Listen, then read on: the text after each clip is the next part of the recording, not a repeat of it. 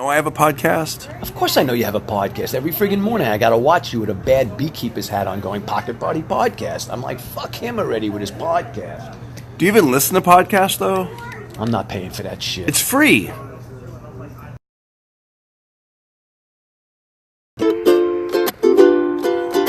Pocket Party Podcast. It's my favorite podcast. The Pocket Party Podcast. It's my favorite. Everybody listen to Darren Carter. We all know that he's a party starter. So if you want to listen to a podcast for free, listen to our Pocket Party. Pocket Party. Check this out. How old is your mom? 80 years old. I absolutely loved it. And this is your mama talking, and you know how judgmental I am. And when I say it's good, it's good. Wonderful. Both of you together is fantastic. I love you, and I'm so proud of you. Ciao, ciao. Have a great night. I want to listen to the next one. That's my mom, 80 years old. Dude, that's so cool. And she's listening till it was like 10 after 1 in the morning.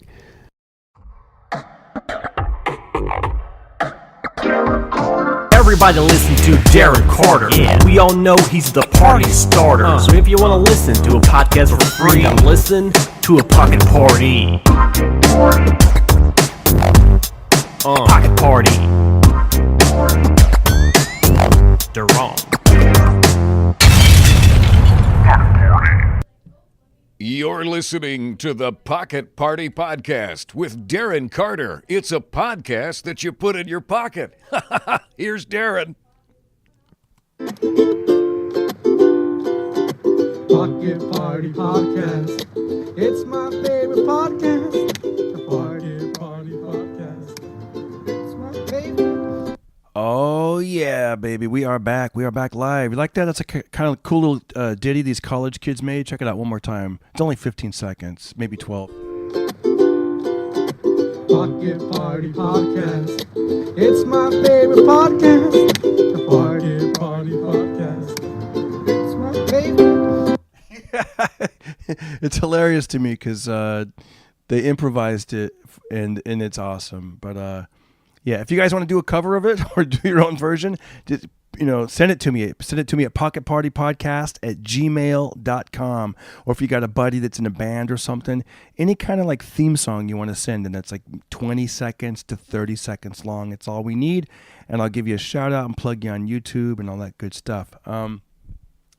We're back together again. We are back. A couple things. If you want to do a review on iTunes, I would love it. Ratings and reviews. People are sending them in. I love it.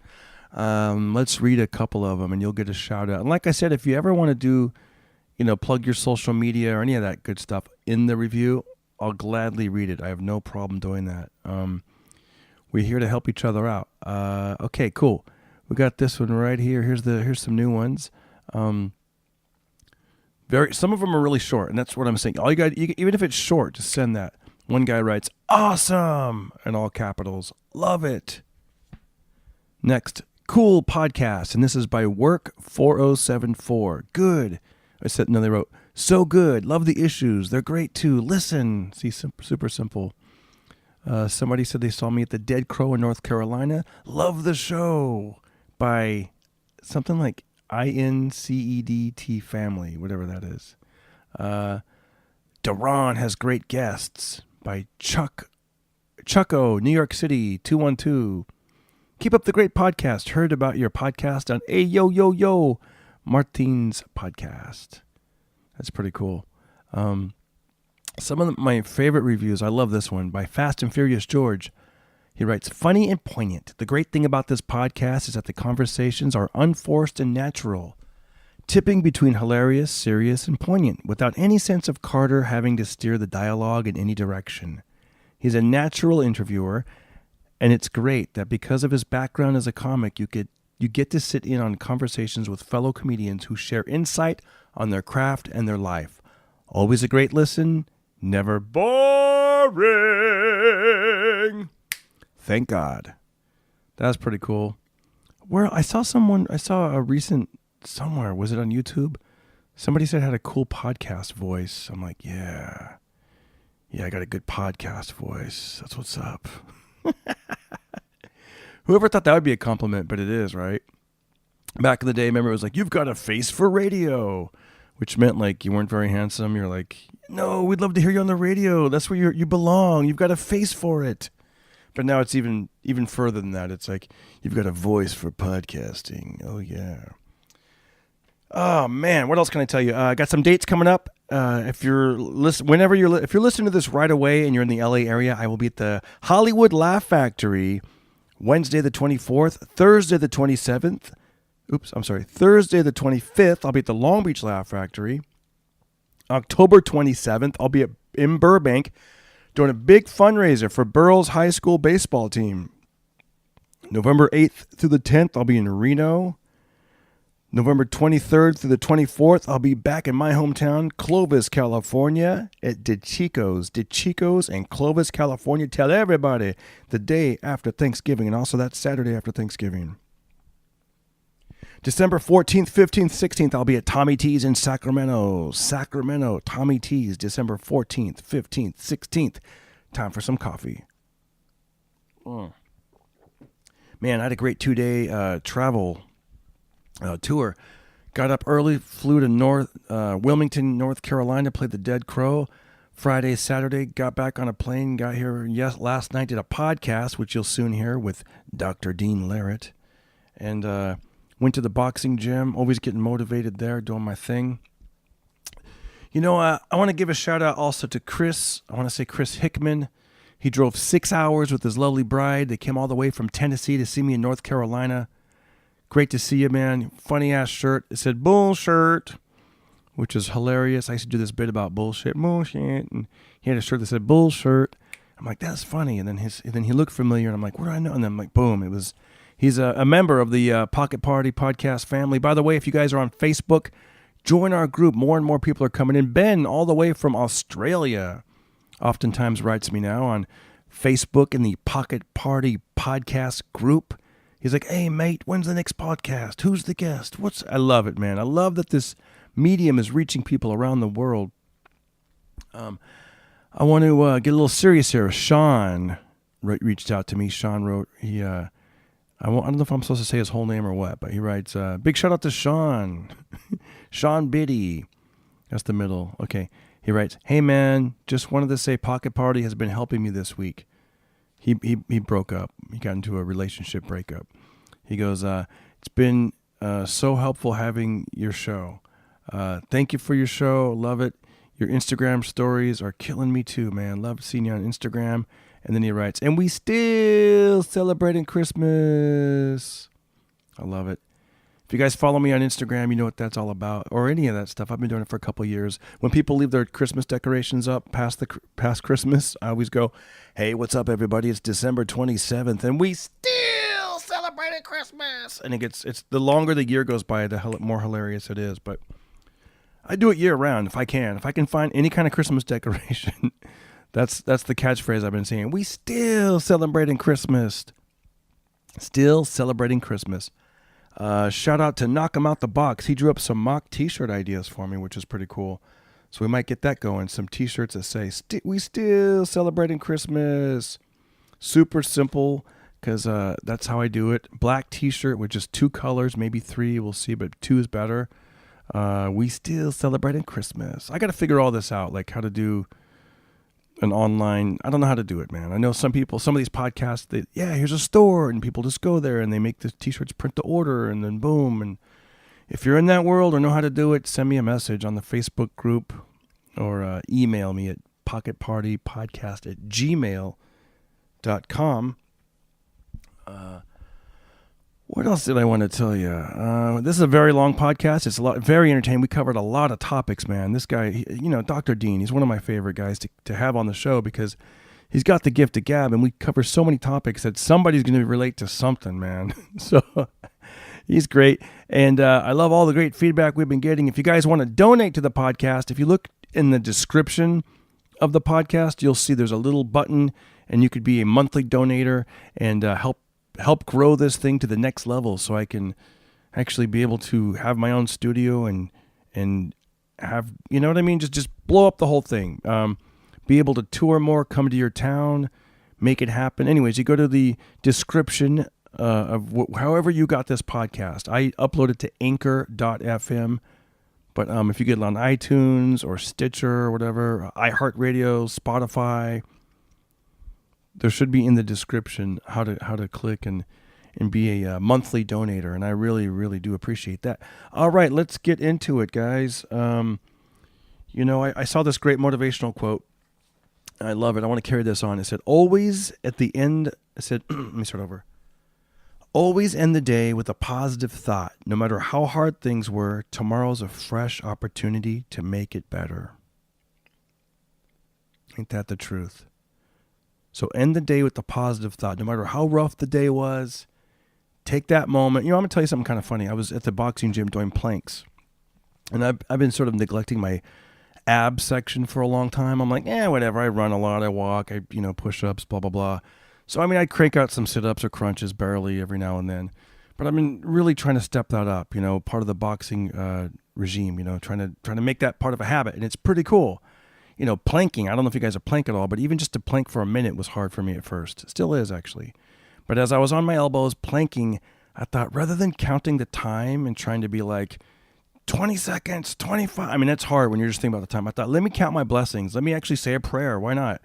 Give some gratitude. And honestly, the time flew by because I still wasn't done. It was like a spiritual moment. They were like, all right, time's up. And I kind of wanted to keep going because I was like, because sometimes you got to just be grateful for the little things, even the little things like a charged, for example, right now you have hopefully a fully charged device that you're listening to this podcast on. If you're in a car, you have a vehicle. If you're going somewhere, you have a place to go. You have a place to get there. Somebody wants to employ you. Sometimes you got to bring it down to even those small gratitudes. Shout out to Rems. Rems always gives me shit. That's hilarious. He's like, I was too fucking positive. I needed to hit pause for a second. Come back. I love it, man. You guys are awesome. I love the podcast family that we got here, the Pocket Party podcast family. Let's get into it. You guys are going to love it. All right. See you soon. Pocket Party. This is Morgan Freeman, and you are listening to one of the most important podcasts ever made in the history of podcasting, the Pocket Party Podcast with my good friend, Darren Carter. All right, buddy. This is Morgan Freeman, and you're listening to the Pocket Party Podcast, one of the most important podcasts in podcast history, with Darren, my good friend, with my good friend Darren Carter. What's up, everybody? We're back with Dr. Dean. Dr. Dean Larit. That was a pretty good impression. That's not bad. Horrible. No, but you've heard it enough to where you're like, I like your attempt at it. It was a good attempt. It was a good attempt. The memorization was good. This is Morgan Freeman. I like the way, man. This is Morgan Freeman, and you are listening to one of the most important podcasts in podcast history, with my good friend Darren Carter. And then I think at the end, I think that sucks. To even make it sound even more real, he goes, Darren Carter. And he kind of goes, Right, he does it right. He said, little thing like that was like the little If you guys aren't clear what we're talking about, if you go back and you listen to, I want to say episode 25, 24, 26, somewhere in there. Say the guy's name. Oh, Josh Robert Thompson. If you go back and look at the Pocket Party Podcast, episode 24, 25, 26, somewhere in there, he did 8 seasons of Family. He has done 8 seasons of Family Guy, and he did do 8 seasons of The Late Late Show with Craig Ferguson, and he does voice matching for Morgan Freeman, among other people, and that's great. But I'm probably going to play the clip on this particular episode, so they'll know what we're talking about. But and they'll be able to compare it and go, hey, that Dr. Dean doesn't even come close. Dr. Dean, we should have you do some good impressions. I should have you do like a Sly Stallone drop or something. Oh, I have to get my voice ready for that. have to get my. Well, I would probably start it with like a Mike Tyson. You know, this is Mike Tyson, and you're listening to one of the most important podcasts in podcast history, with my good friend Darren Carter. And if you don't listen to it, I'm gonna break your fucking jaw.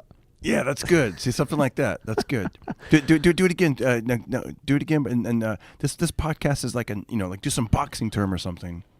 Wait, you want me to do it again? Yeah, just do one real quick, one more time. Are we on right now? Yes, we're on. Oh. All right, I'm going to repeat it. So this is Mike Tyson, and you're listening to one of the greatest podcasts in podcast history, and with my good friend, with my really, really, really, really good friend Darren. My sparring partner. And sparring partner, who I've kicked the shit out of many times, because he always throws his jab and he leaves it out there. And I counter with the right hand. So, he's a really sweet guy and everything. But, but the only problem is when he does his Instagram story posts, he's always walking around with a beekeeper's hat. And so listen to the podcast, seriously. Otherwise, I'm gonna come and knock you the hell out. That's good. Seriously. I think people are gonna hear that and really think it's Mike Tyson. Oh, I don't think so. All right, let's do Jay Leno, and I'm doing this only because Mike Tyson and Jay Leno sound kind of similar. Well, Leno is more.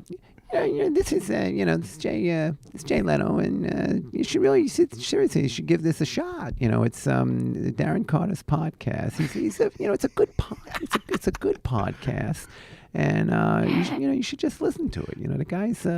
It's a good podcast. It's good, good podcast. All right, for our older listeners, and then we'll move on with the impression. We'll move on from the impressions. I love making people do impressions that don't do impressions. It's like quick, John Wayne, telling folks to listen to my podcast. Well, not bad. You should listen. You should listen to my friend's podcast. This is John Wayne, and you should. Let me hear you do John Wayne. Well, here's another one for ya. Whenever I need a podcast to listen to, I listen to the Pocket Party Pilgrim. Pilgrim. Do people even know? It's sad, right? Because as time goes on, people stop knowing who certain celebrities are. Right. I remember I was at Chikun, babe. Hey man, this is Sammy Davis, babe. You know what? There was a previous podcast. If they listened to the one with Flip Schultz, I was recording at the bagel shop, Western Bagel, and one of the employees came in and name dropping again. I know. We were talking about some celebrity. He had no idea, and then it reminded me of this one time I asked this dude. I go, "Oh yeah, do you know who Johnny Carson is?" And the kid goes, "Yeah, I think he works here on Tuesdays and Thursdays." And I'm like, "Wow!" It's like that's funny, man. That's sad. I have people to come, into my office and they'll see pictures of me and Springsteen hanging out on the wall, and we're not hanging on the wall, but the pictures are on the wall. Yeah. And of times I've been backstage with him, and they go, "Who's that guy?" And I go, "That's Bruce Springsteen," and they go, "Who's that?" I mean, I've had 21, 22-year-old kids who've said that, and I just go, "Are you kidding me? You do not know who Bruce Springsteen is?" Yeah. And that's sad. That's a sad thing, actually. Johnny Carson. Hi, this is Johnny Carson. I work Tuesdays and Thursdays at the bagel shop. I work Tuesdays and Thursdays at Starbucks in Culver City. And then Yes, then I go to downtown Burbank. Yes, Johnny. You should bring that up to Bruce. Next time you see him backstage, "Hey, Bruce, you're not going to believe it. People come into my office. They have no idea who you are." Right. He'll love that. He'll be like, He'll love that. things happen, and, it is what it is. Time marches on. It is what it is, So, we'll get him to come around, But it's so funny because my cousin, he worked at Barnes & Noble in New York. I forgot to tell you this. I never told you this before. And Bruce Springsteen came in and bought books from him. Oh, yeah? And he goes, I go, what was it like, man? What was it like? And he goes, well, the other employees are the ones that were like telling me who he was. Right. And he goes, I was checking him out, like at the cash register or whatever. He goes, I was thinking like, God, my dad would really be excited right now. But like, Yeah. But I get it though, because I was in high school, and "Born in the USA" is I think the first song I heard that he did. Born in the US. That's the first one I remember. Yeah. That was that runaway big album. That was the one that made him a gazillion dollars. That was the one that really put him on the map. "Born to Run" is what put him on the cover of Time and Newsweek in October of '75. Which he's the only person that's ever done that feat, where he was actually on the cover of Time and Newsweek in the same week. Wow. Nobody's ever done that. And because they were competing magazines. So he's the only one who's ever done that.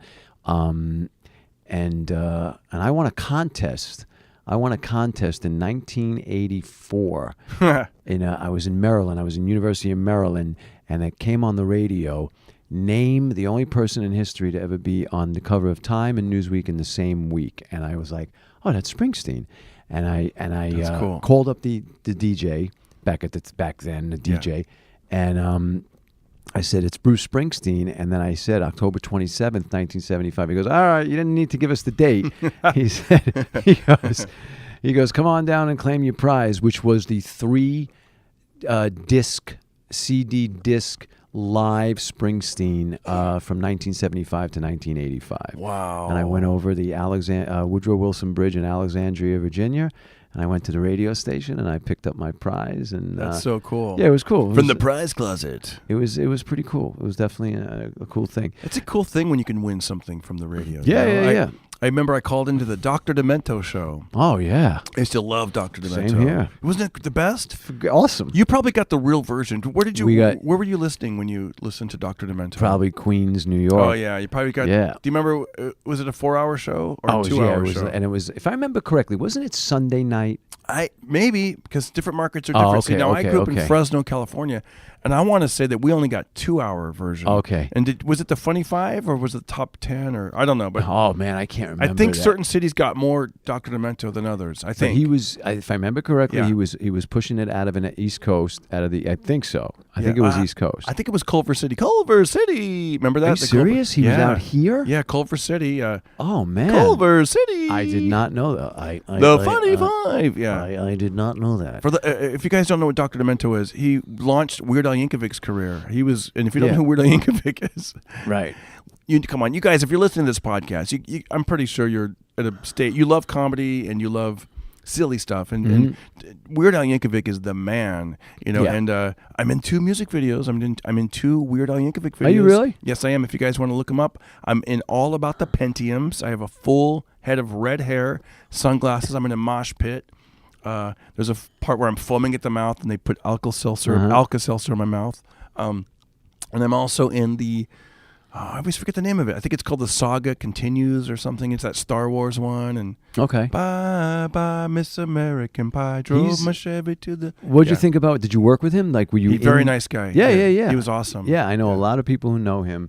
And he's a very religious man.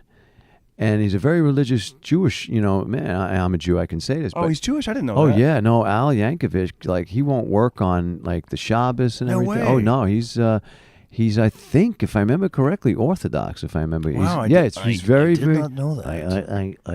I did not know that. Weird Al Yankovic. Yeah. He grew up... Blabby. Yeah. No, I didn't. No, he's a very religious guy. He's a sweet guy, That's man. what they say. That's Love what that I've only heard phenomenal things about him. And my son loves, he loves Weird Al Yankovic. And when he was a little kid, when he was around 4 or 5, we took him down to Orange County. I could be wrong about the numbers, son, if you're listening. He's like, Dad, you always get the ages wrong. I know, I'm always... It was last week. Come on, Dad. I'm 34. Yeah, I know, exactly. No, my son is 11 years old. He is 11, and he does the theme song for the podcast. And we got up early, and we went down to... Morgan Freeman. Morgan Freeman. Yeah. Go ahead. I know. That's his son. Yeah, I know. And we went down there and took photos with Weird Al when he had That's cool. And he remembered you, of course. Remembered me, and it was great, man. It was just a great dude that's like so many good songs. But I remember calling into the Dr. Demento show, and I won a T-shirt for doing a Michael Jackson impression. This would have been around 1985 or 86. And Let's hear you do it. Look, can you? Okay. Hi, this is Michael Jackson, and you're listening to one of the most important podcasts. That's good. In the history of podcasting. That's really good. Thank you very much. I appreciate that. Thank you, Doctor. I told you before, I love the Pocket Party podcast. Thank you. That's excellent, man. That's right? excellent. That's really cool.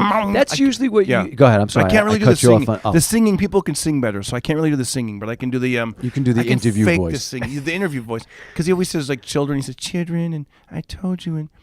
Sort of speaks like Mike Tyson a little bit. My concert is called, This Is It.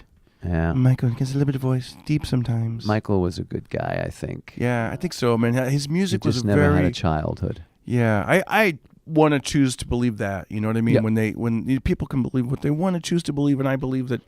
I think he kind of was misunderstood. Like he was a dude that, like, come on, you're famous when you're like 5 or 5 whatever. years old. It's like, come on. So, have you looked up his videos when he was a kid? Of course you have. You were there when he. I was there. Yeah, I was watching. You were this living shit. him live. Yeah, I was watching it. Yeah. And when the Jackson 5. Oh my gosh, what are some of their songs? I can't think of it right now. Like, oh baby, give me one more chance. Yeah, and that other one they where were it's great, like, there's man. another good song I'm thinking of that's. Oh man, they did so many. Where he holds that note so long, and I'm trying to think that song. Who's Loving You? Who's Loving You? Oh, okay. Loving You. I can't do it. They were great, So man. The good. Jacksons were great. They really were. But it was a ruined family, man. The father, and they did a number on him, man. They really did. But it boggles my mind sometimes that he's gone. It really does. It's a trip. He was one of the first big celebrities that I can recall where I was like, wow, he is no longer in this earth, this planet. Like, I just remember like being blown away. I mean, I guess Elvis was one of the biggest, but I didn't really know him that well. But I did know that when he passed away, that it continued for years, like cover of Inquirer, of Newsweek, all these different magazines. Like it really impacted Americans, like Elvis Presley. But I remember as an adult, like Michael Jackson, no longer what? Especially getting ready for a tour. Yeah, I know. The way it happened like that. Yeah, especially getting ready to make a sort of a comeback. Yeah. Like he was getting his act together and he wasn't getting in. He was trying to stay off prescription drugs. And bottom line was we found out that wasn't the case. And, so you said about a joke a little while ago. You said, I said, you have any good jokes? I like to.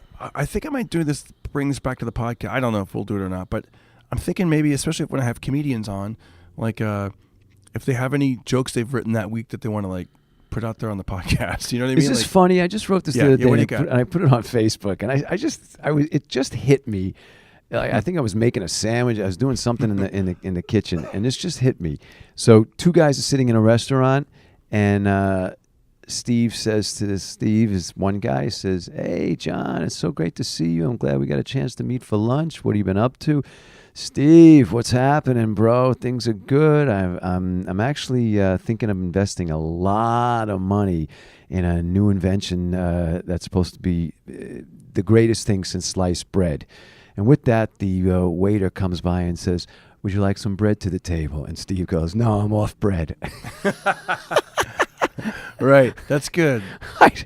And I like the idea. Then are they both named Steve? Because that kind of threw me. Steve and John. Okay, yeah. Yeah. I like it. That's a really good joke. But I think I think you could go further with it once you get it out there.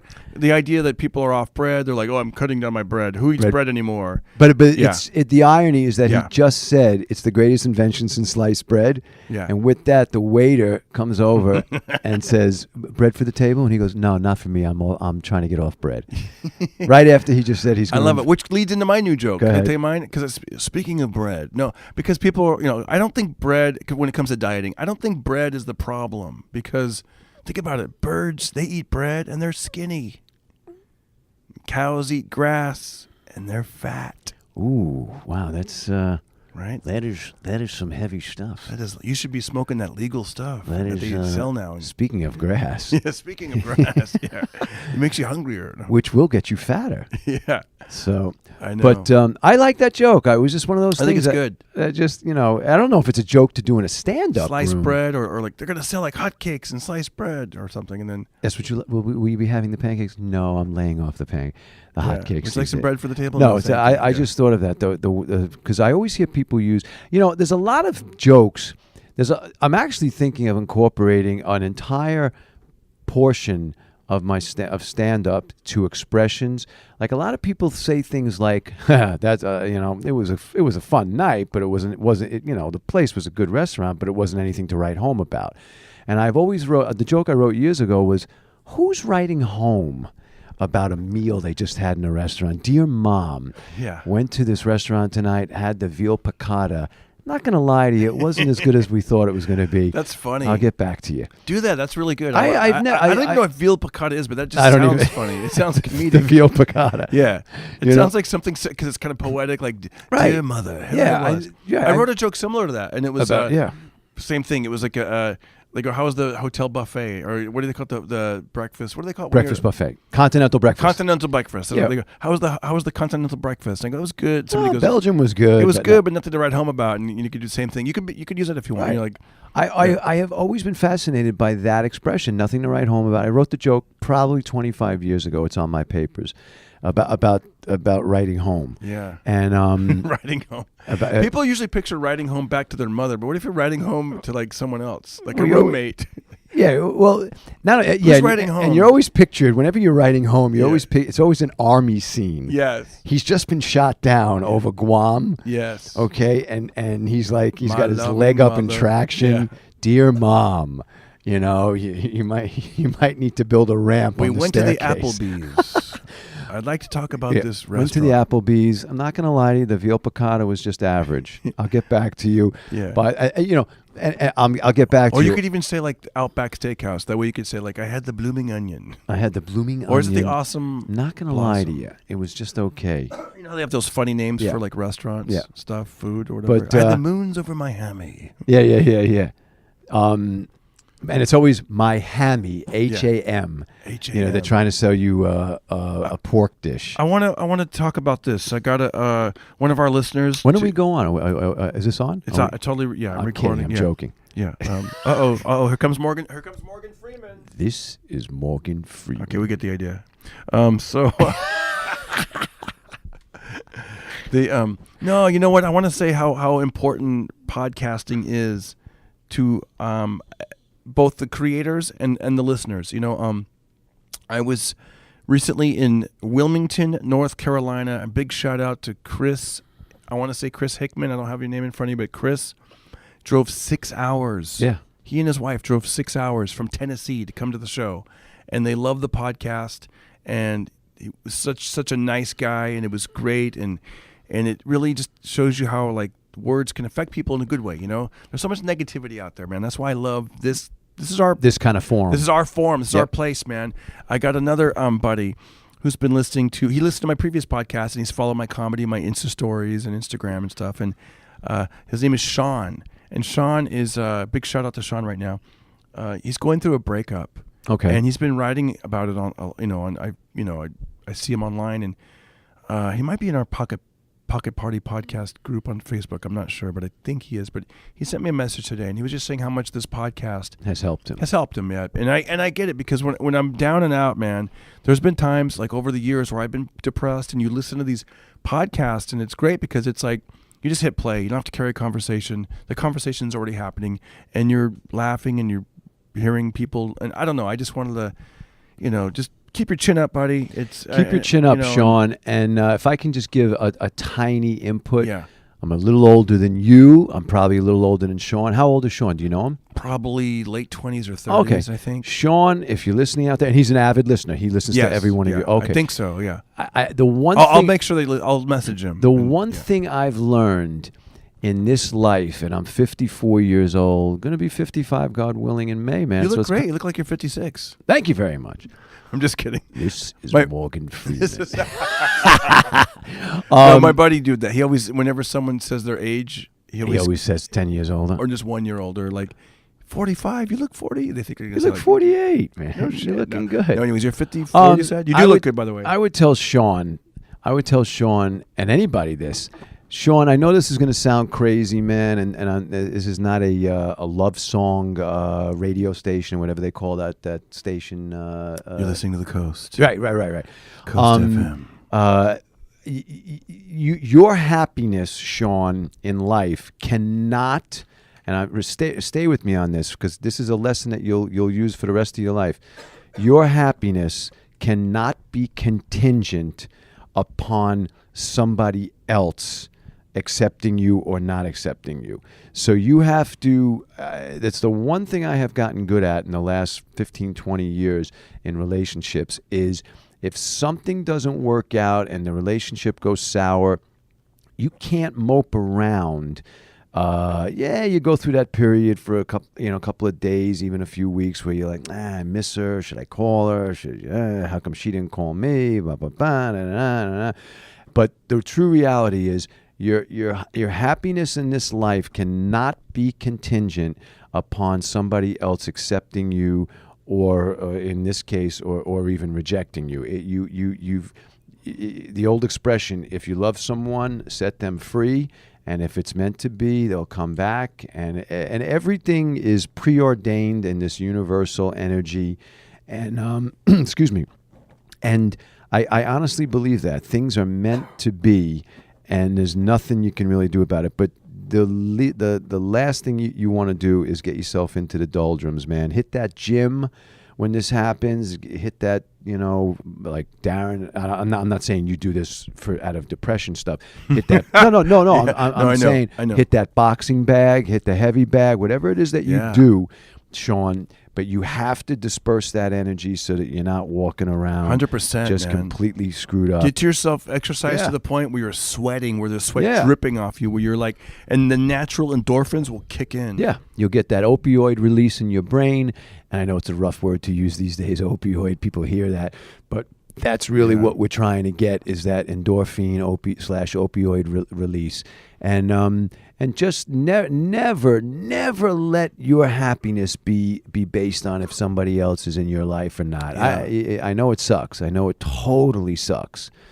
When you're going through that kind of depression, everyone that's talking to you, I've often said this before, that when you're really depressed and you're messed up in the head, when people talk to you, even right in front of you, it always comes off like, we can help you.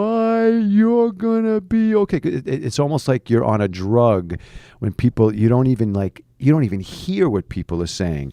But just take this as some really good advice, man. I'm probably a little older than you and been around the block a few times. And at some point you have to, I know this sounds crazy, but you gotta start to love yourself, man. And you also have to learn to forgive yourself. You have to learn to forgive yourself. One of the biggest problems that people walk around in this entire life is to forgive yourself. And it took me a long time to forgive myself over some stuff that occurred in my childhood, growing up in my household. So that's all I'm trying to tell you. You'll be fine, and I hope I wasn't too long-winded on that. Not at all, man. Great advice. Give it up to Dr. Dean. Nice. This is Morgan Freeman. I was really depressed one time. I've suffered with depression most of my life. Oh, you did, huh? Oh, right. I don't have any problem talking about it. Well, I wouldn't say I was really I'm not like that. I wasn't to that level. But I remember I lost this radio contest, and I was supposed to, who was the only guy that was on the cover of Time and Newsweek? I knew that's what you were going to do, man. And some asshole driving over the bridge and said Springsteen. I'm joking, But, and that's a guy you should be listening to, Sean, by the way. Nobody can get your head together more than Bruce Springsteen songs if your head's a little messed up right now. It's the truth, man. You know what's funny? My buddy, I think, shout out to Rems. Oh, Rems is a fan of mine. He loves when you're on. He loves when you're on. And and Rems, thanks for getting me that patient, by the way. Oh yeah, but guys, didn't that guy come in? Yeah, he came in, right? Yeah. Dr. Dean, if you guys are in some, you want to meet Dr. Dean, not at a comedy show, but if you want to get some private chiropractor. I'm a chiropractor. He's a chiropractor, licensed chiropractor, the real deal. State of California. That's right, and great Yelp reviews. Yeah, if you're ever in North Hollywood, if you're ever in Los Angeles, make a trip out, go to North Hollywood, and he's got a Yeah, but what I was saying is Rems. Some guy comes in and I go, how'd you hear about me? And he goes, on a podcast. And I go, That's excuse awesome. me? Really? I go, what? And he goes, yeah, on a podcast. You work on a podcast with this guy every once in a while. And one of his fans or relatives, I don't even know what the deal was, is told me that there's a guy who's a chiropractor, and I was like, oh my God, that's so crazy. And then you called me a couple days later and said, oh, by the way, somebody's probably going to be calling you. So I said, yeah, I'm sorry, Darren, I should have told you that guy came in. But that's funny. But go ahead. That's funny. Well, I was going to tell you, when on the opposite end, you got to watch out when you are a little bit depressed, or especially when you're heartbroken. Certain musical genres or just songs can like put you in a place where you're like, open up that wound, man. Yeah. Springsteen has been with me for the journey for the last 40 years. So that I bring him up because we're going back to the days of Sony Walkman, and where there was no such thing as putting 700 songs. I got to tell you a funny story today. I thought of this. I listened to when I'm on the road. It's great because I got my Bluetooth speaker and I put on like either YouTube, and I just I have a great time in the hotel room, just like music's playing and getting ready for the show and going over my stuff and doing a little shadow boxing or whatever I'm doing. And I heard a song in a new way today. You know how you can hear songs from a new perspective depending on where you're at in your life? Yep. And it's a great song. It's Bruce Springsteen. I think it's called Fire. Oh, yeah. Remember Robin Williams did a parody of it. Yeah, Elmer Fudd. Yeah. I'm on fire. But I was thinking now with like how everyone is getting so like offended at everything, like he's got to be careful that someone doesn't go back and try to be like, you know what I mean? Like, because the lyrics of that song, in the song he goes, I'm driving in my car. Well, do this, Bruce. I'm kidding. But he goes, I'm driving in my car, right? I turn on the radio. Yep. And listen, here's where they could get offended, right? I pull you a little, sing it. How's it go? I'm pulling you close. You just say no. See right there. You say you don't like it. Uh-oh. But I know you're a liar. 'Cause when we kiss, fire. See, I was thinking so basically, she's saying no, get your hands off of me, you slimy piece of shit. And he's like pulling her in. Come on, you like it. Come on, baby. When we kiss, it's fire. When I stick my tongue down your throat, you might think differently. But no, I was thinking. Ahoy, matey. You could almost do I am a rapist. But you're right. You could almost do a joke right there, like, but when we kiss, and then right there, boom, I get fired. Felony. No, I get fired. I get fired. Right. All right, I'm fired, folks. There's a few songs, actually. Yeah. It's funny you bring that up because there are a couple of songs that I will take note of them, and when it happens next time. But I've actually heard quite a few Springsteen songs in which there are Witch Hunt. No, I love Bruce. I love kidding. Bruce. I thought you were going to say, and I know nothing was meant by it when he wrote it. But you're talking about songs that are written in the 70s. But I have heard things that I've actually laughed and go, oh my God, man. He'd never be able to get away with that lyric, now. But no. To me, there's nobody that can touch Springsteen. So. I'm joking because I love that song. Yeah. In fact, it's kind of romantic, like when what he's saying. And really, the Pointer Sisters did it. Yeah, I know. Yeah, everybody's done. It's like a flirtatious type of thing. It's a very sexy song, man. There's like the version that I saw on YouTube had like 1.7 million, and they were like rare footage or rare unseen, whatever. It's out there, but.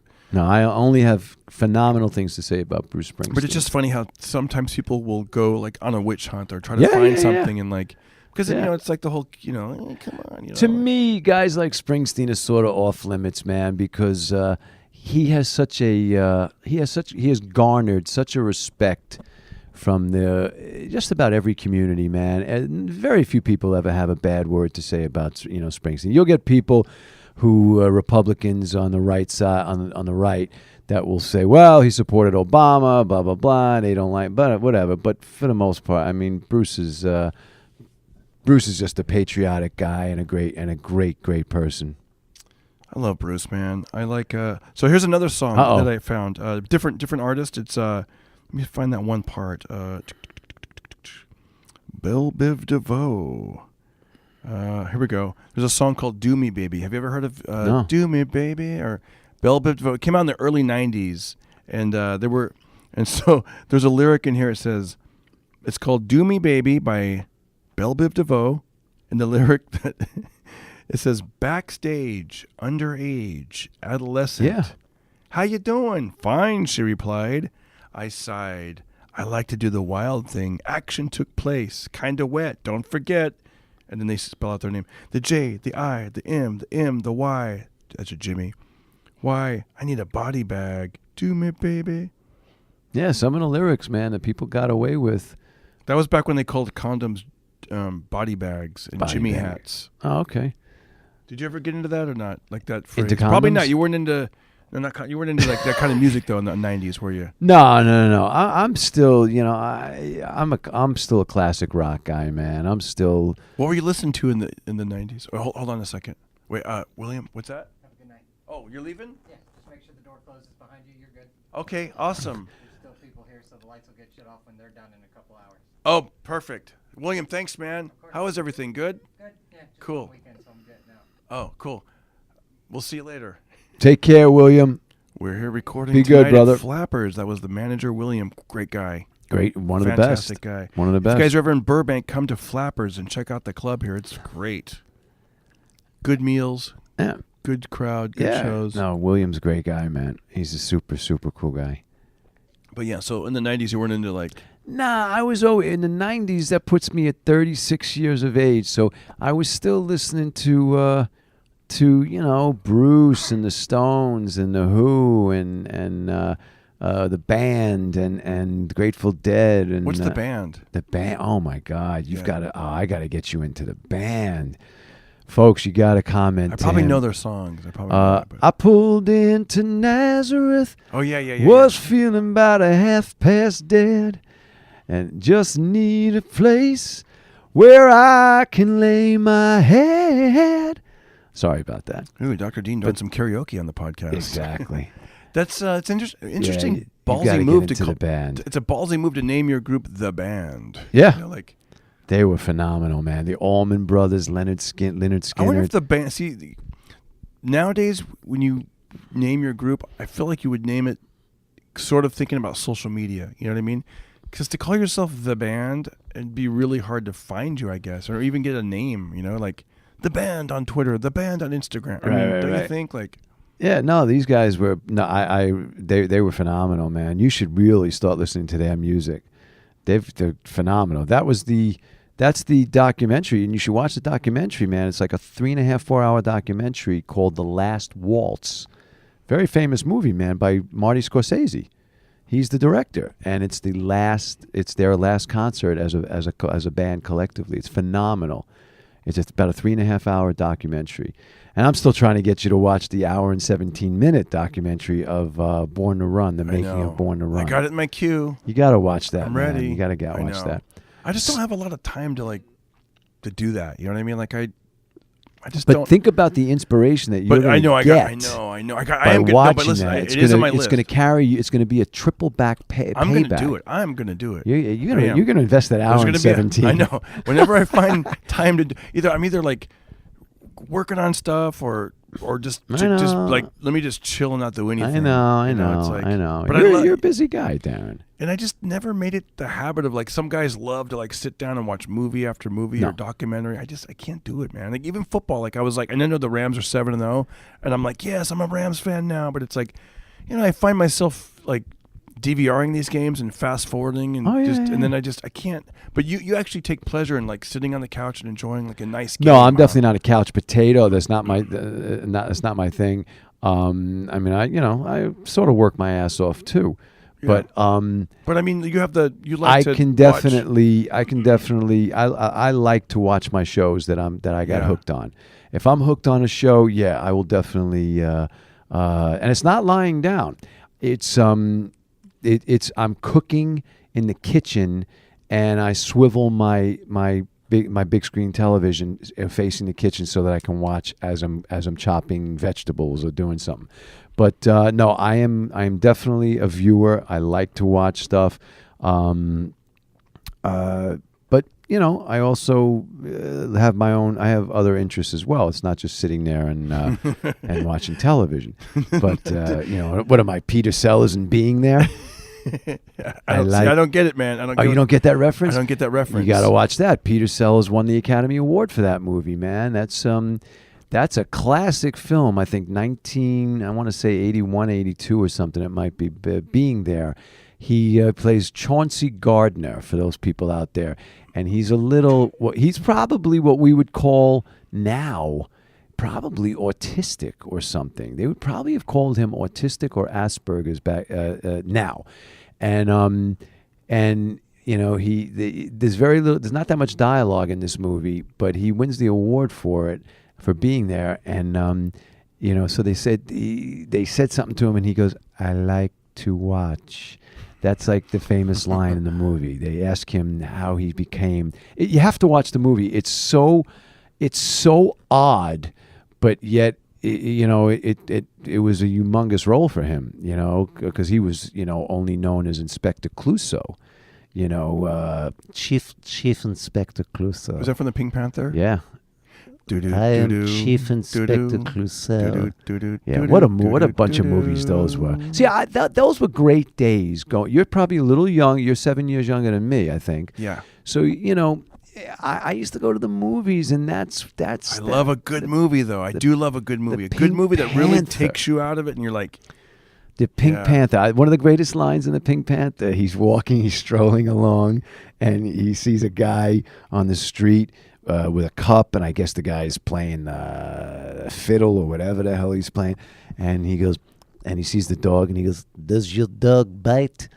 And the guy stops playing, and he goes, "No, he does not." Everything's in Paris. Everything's and he goes to pet the dog, and the dog just tears at him, man. Just starts engulfing his hand, and he goes, "I thought you said your dog does not bite." He goes, "That is not my dog." It's such a great. That was such a funny. What's the word? Comedy? No. The way I said that, no, Darren, not that. No, that was such a funny enterprise of movies. Like, what do they call it when trilogy? Trilogy. Yeah, that was such a genre. Yeah. This is like I'll take genre for 200. Yeah. No, that was such an amazing genre. That's something. Are you a Pink Panther guy? I remember the cartoon when I was a kid. Oh, I love the cartoon. You know what's funny is that it still holds up. That song really. Whenever my son is like playing the piano, it's hilarious because he'll sneak out of his room. Like we're like, Austin, go to your room and do your homework. And then when he finishes or whatever, then he acts like he's like sneaking around the house, like tiptoeing, and it always makes us laugh when he like puts on a costume Pink Panther, and he tiptoes, and then he goes up to the piano and he's like.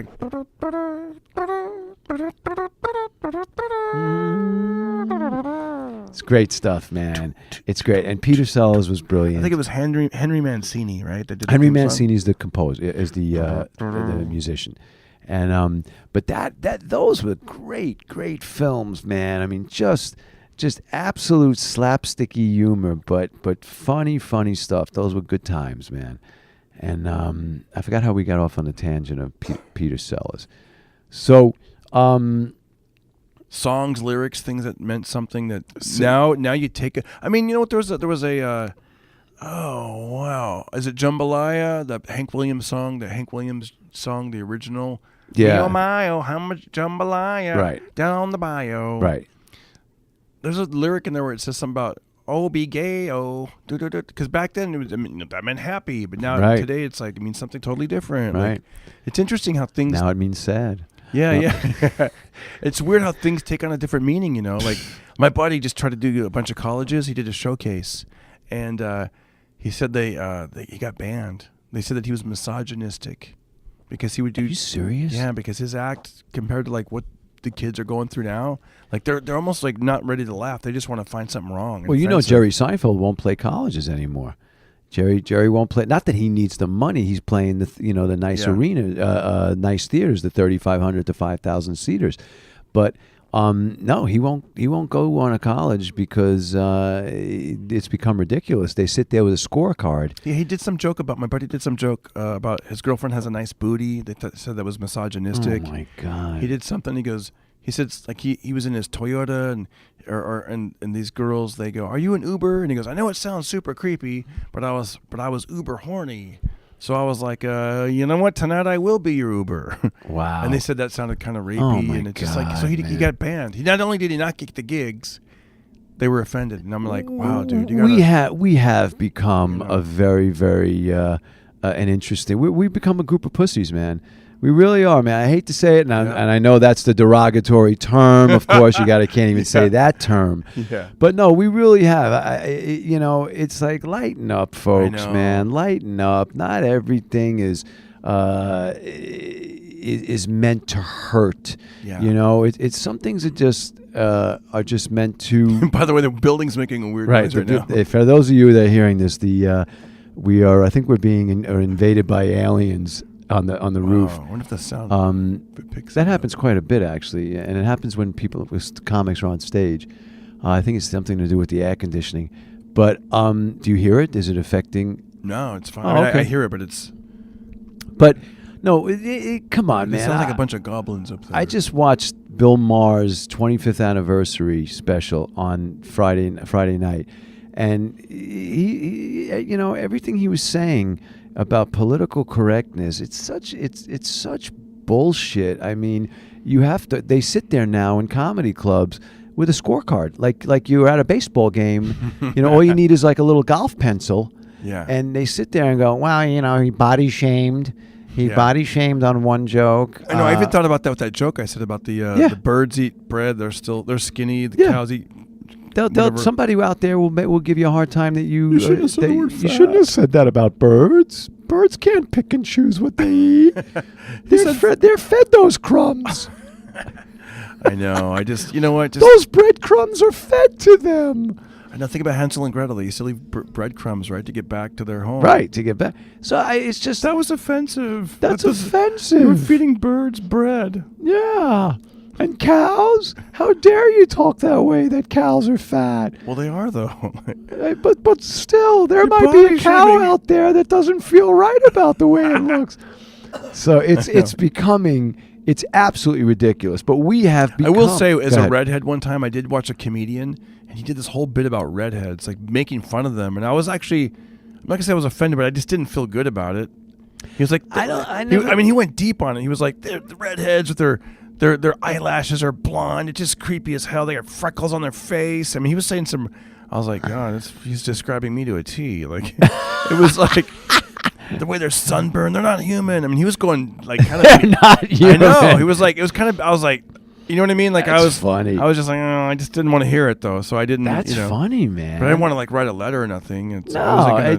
I don't know, man. It did hurt my feelings a little bit. I was like, but I mean, I'm a grown man, but I was still like, it's weird to like, I'm just saying, like, to be in the wings, and like having a person on stage saying, and everyone's laughing and roaring, yeah, they have no eyelashes, no eyebrows, they burn easy, what do you say? There's a reason there's 2% of them. They should be extinct. I mean, he was going deep. Oh my God. He was like saying how like, like because some sperm banks don't want, or maybe it was just one. It made the news a while ago. Yeah. They don't. Right. From Reddit, and I was just like, he was just going like point by point, and I'm thinking, you're thinking to yourself, I don't know if I'm supposed to be alive. Exactly. Also, and for that case, I took it extra personal because I'm like, motherfucker, I'm next. Okay. Oh, you had to go on next. Yeah. Oh, then I was the headliner. Right, but you must have destroyed with some opening line. I don't think I even addressed it. I was just like, folks, I'm sorry, I was late. I was busy donating sperm. Donating sperm. You know how hard it is to get a bank to take this? Right, at midnight. Yeah, but that's the only time I can go out because I get sunburned during the day. Right. Just keep going, the last thing I want to see is a guy with ginger with a boner. Oh man, you could have rode that wave. So you know what's kind of cool though in a weird way? Like now, like I shave my head. People don't even know. I would not even have known. I kind of don't even bring it up now. It's like I think it's kind of weird, guys. Listen, if you are a redhead, God bless you, and I love being a redhead. But I will say this: if you ever want to be not a redhead anymore, shave your head, and all of a sudden you kind of see like people kind of react different to you now. They're like, they don't really think you're. I don't know. It's weird. They definitely have. People have strong emotions about red hair on a man. It is. Yeah, it is interesting. Some people do. Yeah. It is an interesting... like women... Is it really 2%? 2 out of 100 that's of what one? I read, or something, 2 to 3%. But like women before, I think there's a certain thing with redheads, like they're nerds, or they're geeks, or they're... It's mostly negative, I would say. More comical, like as far as sexual... When you were a male dancer, were there any male redhead dancers? No, there was never... Exactly, because we don't get tan, so right away, that's kind of puts us out of the game, Right? I right, mean, that's true. It's like, being tan is a big part of being a stripper, right? Like, let me ask you a question. Yeah. Do you like going to the beach, or you have no affinity for it? You know what's funny? I don't really, especially just to lay around on a towel. Like, there's no reason for it. It's like, Oh, I love laying in the sun, man. I mean, it does feel good though. I when I was a kid, I would. I did. Right. I have done it. I don't go high sun. I like the sun at like 4 o'clock in the afternoon. That's when I go to Malibu Beach. It's like 3:30, 4 o'clock. I don't go. I don't know. I talk to the guys that are next to me at the beach. Yeah. Because I have like a group of beach bum friends that keep an eye on my stuff. Well, because I bring the weights. I bring my 2 10-pound dumbbells to the beach, and I walk on the shoreline for about 2.5 to 3 miles with 10-pound weights. And it's great because I get my back suntan. I get my front facing when I go one direction, and then when I go hit the halfway point and turn back, I get it both ways. So it's much better than sitting on a chair. Yes. So I'm getting a workout, and I have these beach bum hippie friends of mine that are total. They're as dark as this color of the table from laying in the sun for 40 years, and they keep an eye on my stuff. And when I say to them, like, "What time do you guys get here?" and it's like now 5 o'clock in the afternoon, they go, 9:45. Wow. And I go, "You've been sitting out here for 7 hours and 15 minutes, and they just love it, man." So there are definitely some people. I'm a beach lover. I like Malibu Beach, man. But when I'm in the sun like that, like the beach, I definitely like put. You burn, huh? I put that beekeeper's hat on. Yeah, put the whole, But you definitely burn, huh? And your son's not redhead. No, he's darker hair, and he also gets a little bit of a tan. Okay. Yeah, so he's good. You definitely can't get a tan. Not really. I mean, look at my left arm. This is as tan as I get. Okay. All right. But I remember as a kid, I remember putting, laying out in the sun in the backyard, putting the radio on. I love those memories. But then I also remember getting burnt. Yeah. I know what it's like to get sunburn. It's weird though. Like, let me just tell you real quick. As a redhead before, they were like, they thought I looked like Bozo or Richie Cunningham or Opie Taylor, like all these people that Wow. No ladies were really attracted to those people. But since I shaved the head and you start doing a few push-ups, I've gotten Bruce Willis and Vin Diesel.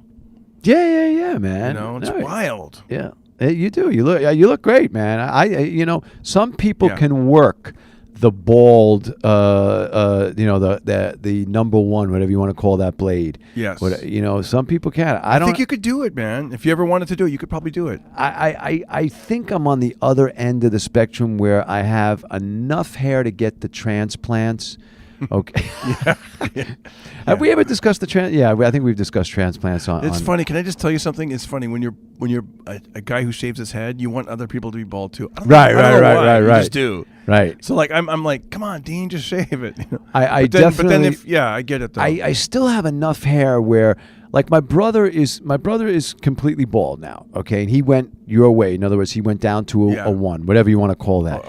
I actually take the guard off. I take the guard off the electric razor and just shave it. I do it every 2 to 3 days. Okay. Yeah. So my brother has finally given in and said, "Screw this already with the 3 on the side." And he said enough is enough, and he did it, and he looks fantastic with it.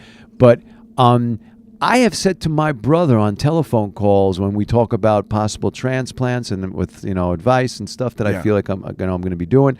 I've said to him, "Hey man, I just want to let you know, if I was you, and only had 21% of my hair, okay." Because that's the guy who ends up, buzzing the head because he goes, "What? I look ridiculous. Let me get rid of this 21%. Enough is enough already." Yeah.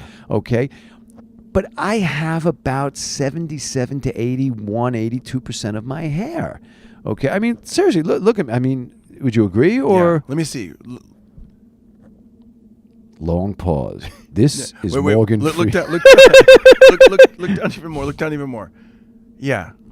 I've got about 77%. I probably had that same seriously. I don't know. Maybe you not. have though. the same amount as me. I don't know. Let's have a hair contest.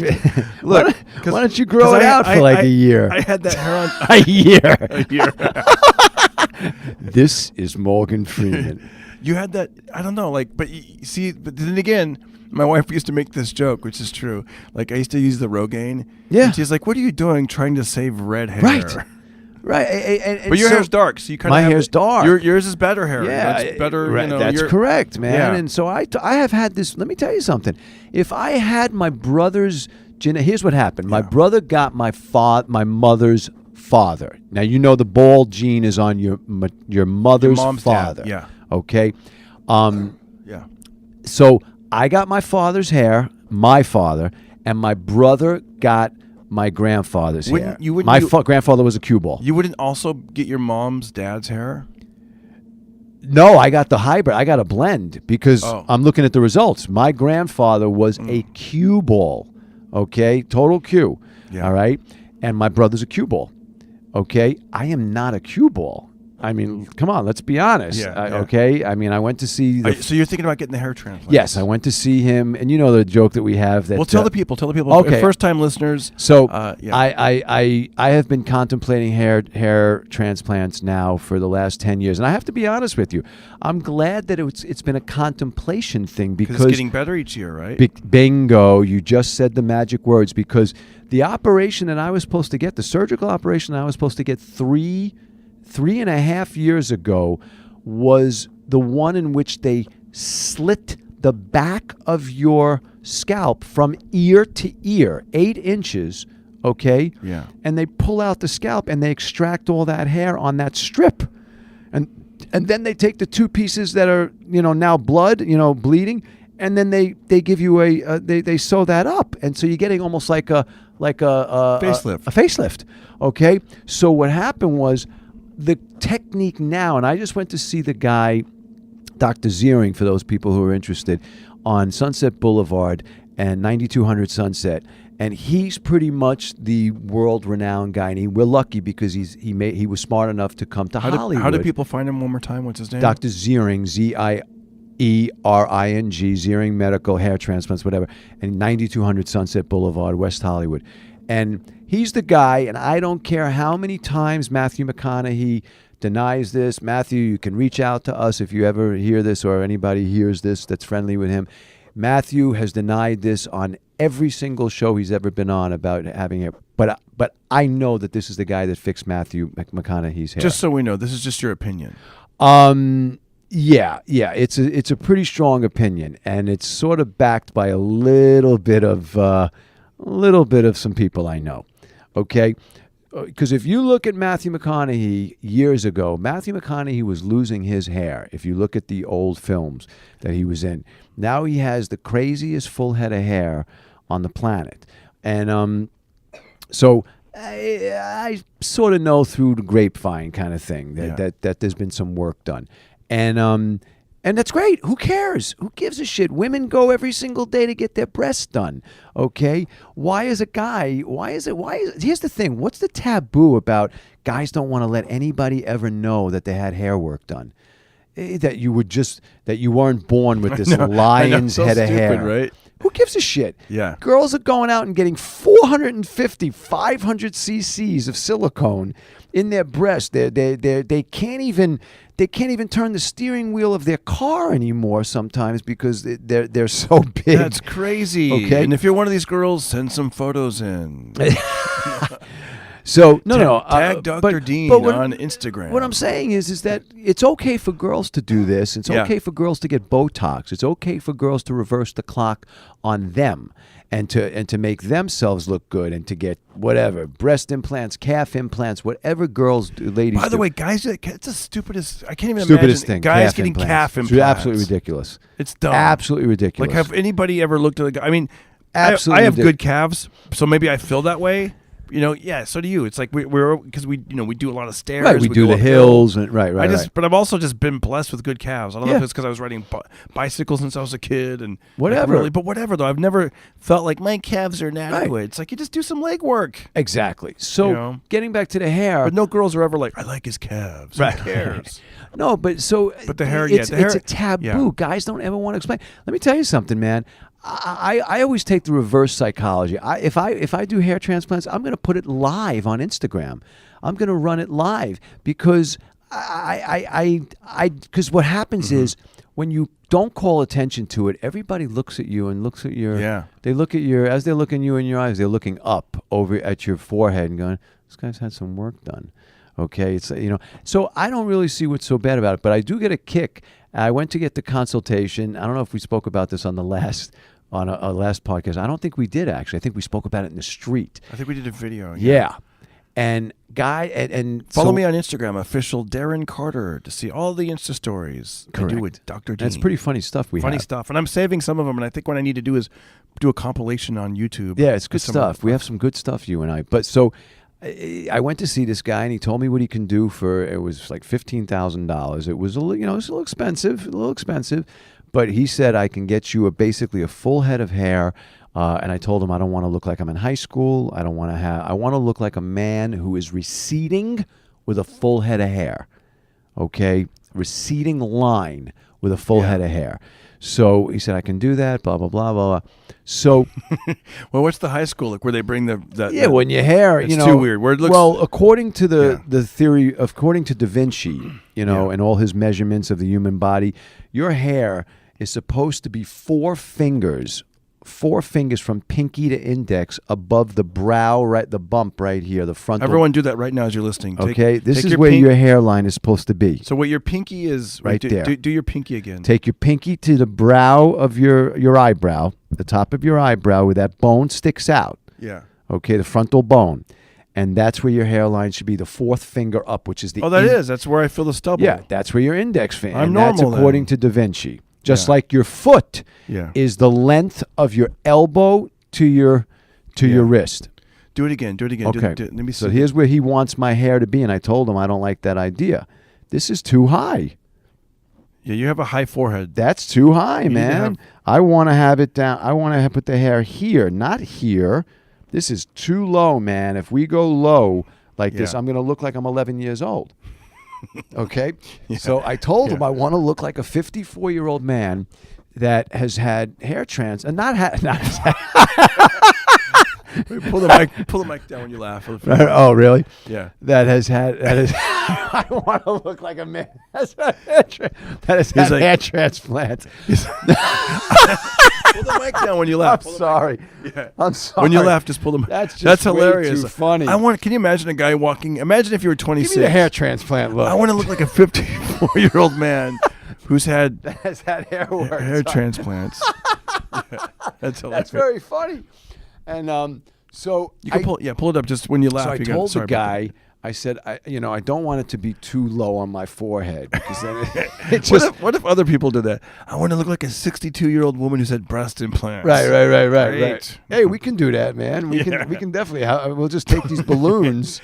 I don't like. You're right. When I used to see people with like hair pieces, that was like that's the most ridiculous thing is the hair piece and the weave, because then you're constantly you're looking like what's going on. Well, the weave you got to constantly service, and then they do the bangs and shit. Right. So I said, something, I'll get it done. But the funny part about this is what happens is he quotes me the 15,000, and what they've been doing now ever since I met him, and trust me, this guy is not hurting for business. Yeah. This guy is doing very well. He's got offices in London, South Beach, Miami. He's a heavy hitter. And he even said to me, he goes, Dean, I like you, man. You're also a doctor, so I'm cutting you a break. This is a $22,000 job. He goes, I'm giving it to you for $15,000. So I said, all right, whatever, blah, blah, blah, blah, blah. So what they've been doing is apparently on slow days, they call me and they'll say to me, hey, Dean, it's Larry from Ziering Medical. Hey, Larry, what's happening? How you doing, buddy? Listen, can you get down here in like the next 2 hours or something like that? Well, why? What's that? Well, we can cut you down to $10,500 if you get down here right now. I go, wait a second, I'm on, you're talking full surgery right now. I said, it's an 8-hour surgery. He goes, I'm online at Whole Foods right now, and you want me to do surgery? And that's hilarious. They're just calling me up just to come, if you come down now, we'll take $4,500 off. I go, come down now, it's 2:00 in the afternoon. I'm waiting online for coho salmon. Have you gone down there at all and taken up one hair transplant yet, or no? No, they don't do it that way. No, you got to go there about. So once it starts, you got. Oh no, it's 7:00 in the morning. So like, come down and like. It's 7 in the morning, and it's an 8-hour process. So when they say come down now, we'll knock off a couple grand. Right. Like, it's usually like 9 a.m. when he calls. Can you get here by like 10:30? And that means they'll stay in the office till about 8 o'clock at night. Wow. And how many times would you have to do that? It's one time. What? Really? Yeah, you do the treatment all one in time. one day. Yeah. Now here's the thing. It can become as who's the sports announcer? Buck, Jim Buck. Yeah, Buck. Yeah. Yeah. I always see him trending on Twitter. He's Buck, the one. Something. Joe Buck. Joe Buck. Yeah. Joe Buck is the one that got addicted to hair transplants. He did a whole story about it. You know, he got addicted. He couldn't stop going. How do you get addicted to that? He fell in love with every time the treatment was done. Oh my God, let me go one step further. Let's get more. Let's hair. Get more. I want to look. Wow. And he got addicted to it. But I'll have to look him up. But he had something very strange happen to him.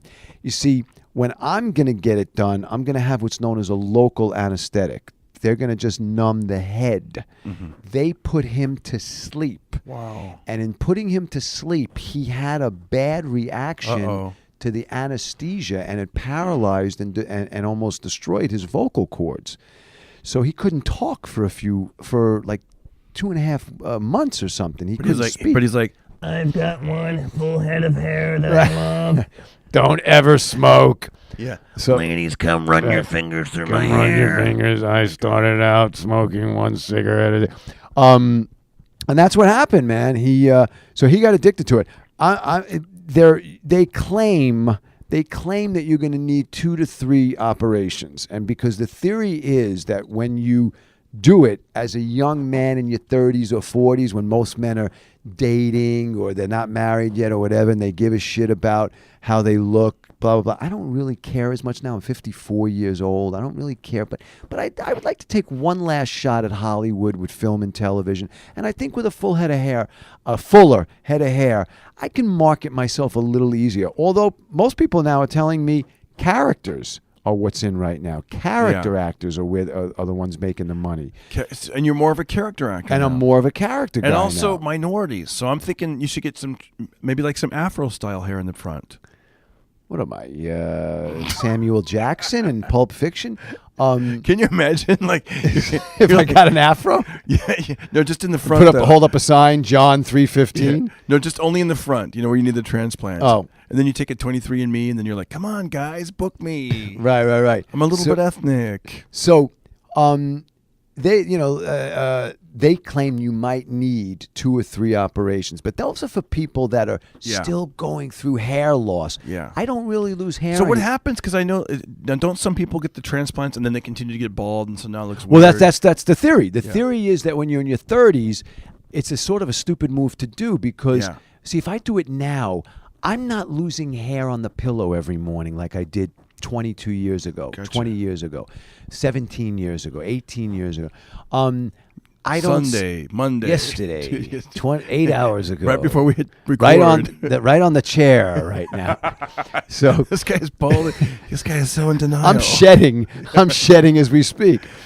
If your head was a season, it would be autumn. No, you folks out there, you can go on Instagram and you can see that I have a decent. Yes, some of the stuff that Darren shoots of me definitely makes me look like I'm experiencing early chemotherapy. But no, I if you look at me right now, it looks like I have a halfway decent head of hair. No? Yes. I would, for me personally, if I were to be 100% honest, go ahead. You do have good hair. I would make your hair shorter. I would go with the shorter hairstyle. Well, yeah, because it makes your forehead looks kind of high right now. Right, but correct. Not now, but you know what I mean. Sometimes when you poof it up a little bit. Absolutely, I agree with you. I totally agree with you. But you do have the hair though, so it's like. You're right. It's a tough spot because it's like you could either. That's why exactly. That's why I want to opt to fill it in, man. And so, would you go with the shorter haircut or no? I tried it, man. I shot 3 episodes of a Nick Swardson show. Nick hired me for Pretend time, and I played a cop. But you're older now. I am older. You know what I mean? So I think it would be better. Give it a shot. Literally buzz it? No. You don't have to buzz it, but just. Oh, I've got that. When I go to Supercuts, I go Supercuts. It's so funny. When I get my $18 haircut, the first time I had you on here, I was like, he's a wealthy bachelor because you are. You have a lot of free time and get extra money. And you don't have to, but I have an apartment that Minnie Mouse. When I go to Supercuts, no, but it's true. Supercuts is good, by the way. I like Supercuts. I get a good haircut from them. There was an old joke they used to be like I remember a comic was on stage and he'd pick somebody in the audience. He goes, "Hey, I didn't know Supercuts had a drive-through." Oh, okay, that's good. Yeah. Okay, so Tim Conway Jr. used to call it. I go to super disappointments. Right. No, the thing I have with Supercuts is the only place where when you get your hair cut, you only have to, when you go home, you only have to spend another hour on it and fixing it up. I remember when I used to sign in, and I used to go to Fantastic Sam's. Right. And you have to sign in your name, and your phone number, and they'd ask you, "How did you find out about us?" And I was like, "I don't know. I heard a guy out front complaining." Oh, that's good, man. He was like, that's "Fuck good. you and your $8 haircuts." Right, and I was like, right. $8. Fantastic Sam's. But this is how about Mediocre this Marys? Is Morgan Freeman. Yeah. So at 54, I noticed the hair loss is less. So I'm not experiencing as much hair loss. So because you're running out of hair to lose, buddy. Exactly. No. Come on, man. I'm joking. I gotta disagree with you on this. That is kind of funny though, right? If a guy's like, "I've noticed that I used to lose a lot of hair. Now I hardly ever lose any because there's hardly any left." No, folks, check me out on Instagram. All right, look at my photos. You'll see I have a decent head of hair. You do. I got about 77% of my hair. I've lost. Who comes up with this percentage? I do. Every night I count my hairs. I count my hairs that I have, and then I count the follicles that I see. Yeah. And I make one the numerator and one the denominator. What would Da Vinci say? Like how many fingers? So I count my hair before I go to bed. So, when you're feeling good, you're like, it's 82% there. When you're feeling not so good, it's 77%. 77. Yeah. No, 77. That's dude. We could do a Twitter poll. I could literally take a picture of you. That's kind of mean though. I don't want people. I don't like. I feel like now they can go look at me on Instagram. You could do a poll. You could be like, "How bald am I?" And then you could put like on Twitter. You could put like 50%, 75. No, or you know what I mean? Like do the percentages, and people will actually vote. You know. Oh, I know they will. Are you? I know. If you I'll pass on doing that. But they can look. They can look on Instagram and check out my photos and see. I'll pass on doing. I know. Who would put I'll pass on taking I'll pass on taking the bald poll. I know. How bald am I? I would never do that too. Like, talk about being vulnerable. Like, guys, how fat am I? And you just like take my shirt off. It's right. I mean, guys. Yeah. But no. So what happened? I even said that to the doctor when he said, there is a possibility that you might need two or three. I said, no. I'm one and done. I said, I'm one and done. I'm doing this one time. I said, fill it in. Here's your money. Blah blah blah. Yeah. And so here's your money. You said you can fill in. You said you can fill in the entire crown, the top, and you can fill in the line here, and that's it. It's good. And if I they claim that's awesome. They claim for every 100 they claim that for every 100 hairs you put in, you're going to get a 92% growth. About 8 hairs out of the 100 are not going to make it. I thought you were going to say they claim for every 100 hairs they put in, you're guaranteed to get at least one chick to go on a date with you. Right. No, for every 100 hairs that they throw in from the back of your neck. Okay. You're guaranteed at least. I was going to get him done from my pubes. I was going to say, "Can you?" So gross. What were you gonna do? Then I would look like Pulp Fiction. Oh my god. Then I would look like Samuel Jackson. So, but no, that I don't know if you know that. That's what they're doing now. There's a guy in Redondo who doesn't take it from your head. He now takes it from your chest. From your chest? They're taking chest hair now. But I don't know if I. Really? Yeah, he's taking it from the chest. That's got to be another painful fucking thing. Oh yeah, because it's like when they it's like the 40-year-old version. Yeah. So I thought about. But haven't you ever? I don't know if you've ever because I cut my own hair. Like it's weird. Like the hair when it's on your head and like you shave it, it's or even when you get a haircut. I remember like looking at it on the floor. It looks like a totally different color almost. Yeah. Why is that? Have you noticed that too? Yeah, absolutely. I noticed stuff like that. And I noticed my chest hair is a different color than the hair on my head. Yeah, it's a little bit. And because I asked the guys, I asked Ziering, I said, couldn't you theoretically take it from my pubes? And he said, yeah, I could. That's so gross. Why would you even bring that up? Because I've heard that that's what they can do. I know, but just because... I said to him, can't you take it from my legs? I said, can't you take it from my calves? No. Okay. Here's the joke. Here's the joke. What's the joke? You're like, doctor, can't you take it from my pubes? And he's like, why would I do that? You're like, because people say I'm a dickhead. Oh, okay. No, well, you know the joke I have about with my mother. I have that's a bad segue. You're talking about dicks and pubes, and I go, you know the joke I have about my mother. God. No, Yeah. but no. So we'll get to that joke in a second. But I just tell the joke real quick. The joke is, I do this on stage. I love this joke. I go, my mom is a really glass full kind of person. She's really totally optimistic and just always positive, always in a good mood. I said the other night, Hi, Mom. Hi, Mom. Mom loves Darren. She even, by the way, she sends regards. I told her we were doing this tonight.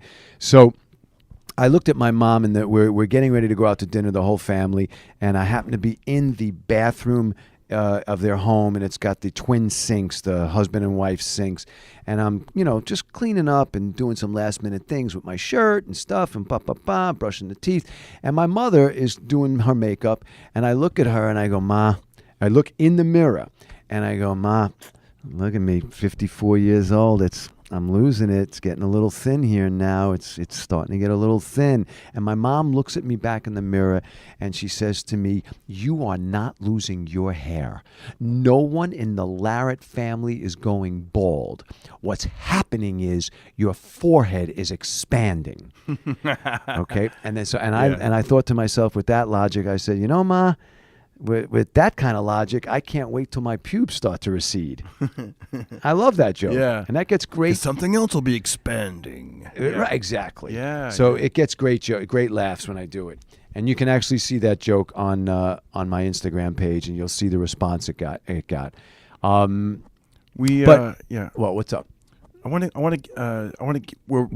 running out of time, but I do want to keep this moving. Let's talk about pyramid schemes, man. You were telling me a story. I told you a story that you were interested in. Yeah, you found interesting. I do have to use the restroom. Do you want to start the story? And let's take a break. We can take a break, right? Oh, okay. No. You can't do that? I don't. Can you talk? Do you think you could keep yourself occupied for 3 minutes? Yeah. Is that how long it's going to take me? Most urinations are usually about 20 seconds, 30 What would seconds. Da Vinci say about this? Da Vinci would put his fingers up against your penis. Okay. And say, He'd measure it, the little creep that he is. Okay. So start the story, and I'll come back in. Darren was, listen, I'll be honest with you folks. He just took off. I'm not a huge fan of this guy. I actually find him to be very condescending. No, I'm kidding. Darren and I are great friends. Darren,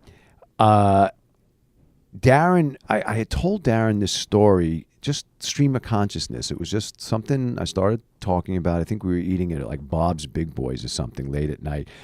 And we were talking about money or something came up. And I said investments and stuff and schemes and all this stuff. And I told him that I got taken in 1995. 1995, I got taken on a Mont Blanc pen pyramid scheme.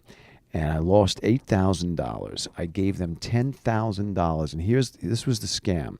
It was a pyramid thing, so I was told. And what happened was, the theory was that a good friend of mine beat me for the money. I don't speak to him anymore, but a good friend that I grew up with beat me for the money. So he says to me, hey, man, you want to make residual income for the rest of your life? And I said, of course. And at the time, I was in chiropractic school, and I could use any kind of money that I can get while being a student. So he says, okay, give me $10,000, and what me and a consortium of friends are doing is we are buying about 1 million to 1.5 million Mont Blanc pens, which are very expensive pens, except these were knockoffs. These were knockoff pens made in Japan. And the Mont Blanc pen is about $150, $200 in real. Darren is back. So listen, by the way, the stuff I said about him, don't tell him. So the Mont Blanc pen is the pen that goes for about $150 to $200. It might even be more now. I have no idea. And very high class pen is the kind of pen you give to somebody for graduation of college or whatever, blah, blah, blah. Do you think people still do that? Do they still do the... I never understood the whole pen and pencil set. I never understood that people gave you Especially that. What now, a pair just of like fucking, a what a computer. pair of balls to give you. You spend 4 years in school. Somebody gives you a pen. Okay, the last fucking thing I want is a goddamn pen in my hand, man. It's all. Wow, I just Googled it. Mont Blanc How much pen. are they going Oh for? my God! How Look much? at this. Look right there. Tell the people what you see. Oh shit, they're $440. Holy shit. Okay, so here's the story, folks. It was about 150 back then in 95. In 1995, an old friend of mine, I'm just rehashing this real quick for Darren. Dude, real quick, I'm sorry. And then I'll turn this phone off because I really don't want to just be reading the phone. But Yeah. you're not going to believe this. Look How much do they go how to? much this one is. I don't know, but oh my God. Let me see. They just keep getting higher and higher. Look how much they're charging for that one. $4,600? Montgrappa? Oh my God. What Now a look at this one. There's one right next to it. Look at this one. Got to be $6,000. Nope, higher. $7,000 for the Namiki, but that's not Mont Blanc, right? I don't know. All right, so making a long short, what happened Well, maybe was what you could do with these pens is like spend the $7,000 on that. you get hair transplant. No. Or fill in. Yes. Fill in your head. Just draw little dots Right, on your draw head with dots. this $7,000 pen. Right. Why would it? Is it just a? Is That's it like just, that's ridiculous. I don't get it. Is that when you just have so much money, you're like you've got the, Right. That's you've exactly got the what, Rolex, that's exactly what you've got happens. that way. Yeah, you're an idiot. You're a Like, moron. When you see me with this pen, like I don't even know what kind of pen this is. A paper. That's a Bic. Bic. It is a Bic. Yeah, it is. Yeah, a Bic. 48 cents. Yeah, That's do you, it. Do you look at me like do you look down on me or No. do you look? Yeah, you don't, right? No. But if I were to sit here, Springsteen still uses a Bic pen and writes his lyrics in a notebook. I wonder if he Did uses, you know that? does He's he still use- writing in a notebook. Does he use blue barrel? Do you think he uses blue ink or black ink, or do you know? Bruce, I think, I think it's actually blue because there was one of his albums. They included the songbook so you could see his writing. Man is still writing in a composition book from public school. Wow. Yeah, that's how he I writes. still He do doesn't that. go on the computer. I do a mixture of both. Okay. Yeah. What do you So, do? What do you do? I love writing. You love writing. But they say it's actually healthier for the mind, for does. the fingers to actually do the actual movement of the thing. It's actually better than typing. and it helps you memorize it. Yeah, it's very important to write. They claim people who have studied the brain while you're writing. So and therapeutic too. very therapeutic. I'm sorry. man. Back to the pens. 1995. An old buddy of mine who's I'm not even going to say his name. I'm not going to do it. Yeah, why would we? No, I'm not going to do that. Well, Actually, because he beat me for the money. Oh, okay. Just say his first. Don't even say No, his name. not even We going don't to say even no. know. So he comes to me and he says, "You want to make this residual income for the rest of your life? I don't see any reason we're ever going to run out of this, and you should be able to do this almost forever." I go, "What do you need?" He goes, 10 grand. You're going to get. I said, "What are you doing for 10,000?" Well, me and about 600 people are pooling our money, and we're buying. One guy goes to Japan, and we're buying $1.5 million to $2 million Mont Blanc knockoffs. They were costing about. Listen to this. They were costing about $3. The pens you just saw were $3. They were selling them all around the country at flea markets. Do you know what a flea market is, Darren? Yeah. Okay. Like a swap meet. Swap meet. Okay. In the East Coast, it's called a flea market. Okay. So they have them at the raceways. They have them at Aqueduct Racetrack, Roosevelt Raceway. When the place is closed, the parking lot becomes the friggin' flea market. So they were selling pens that they were paying $1.50. They were selling pens for $12, $13. Okay. So the guy says to me, we have all this money. We got $1.5 million pens. And the idea is that people would be like, "Oh, they know it's a knockoff," but Right. they're like, "Hey, it looks cool. Hey, Yeah. I'll spend $13 a month." Absolutely. So the guys are quadrupling their money. Who are these people? They're paying exactly. So he says, "Give me 10 grand." I hit my grandmother up for I think 5. I needed the money, and I took 5 out on a cash advance of my friggin' MasterCard for 28 friggin' %, whatever the hell it was back then. And I give him the 10,000. All true story. I give him the 10 grand, and he goes, "Dude, you don't realize what your life is going to be like now." And I said, "Oh, great, man, great." First month goes by, 30 days goes by. I get a check. From my buddy. Okay.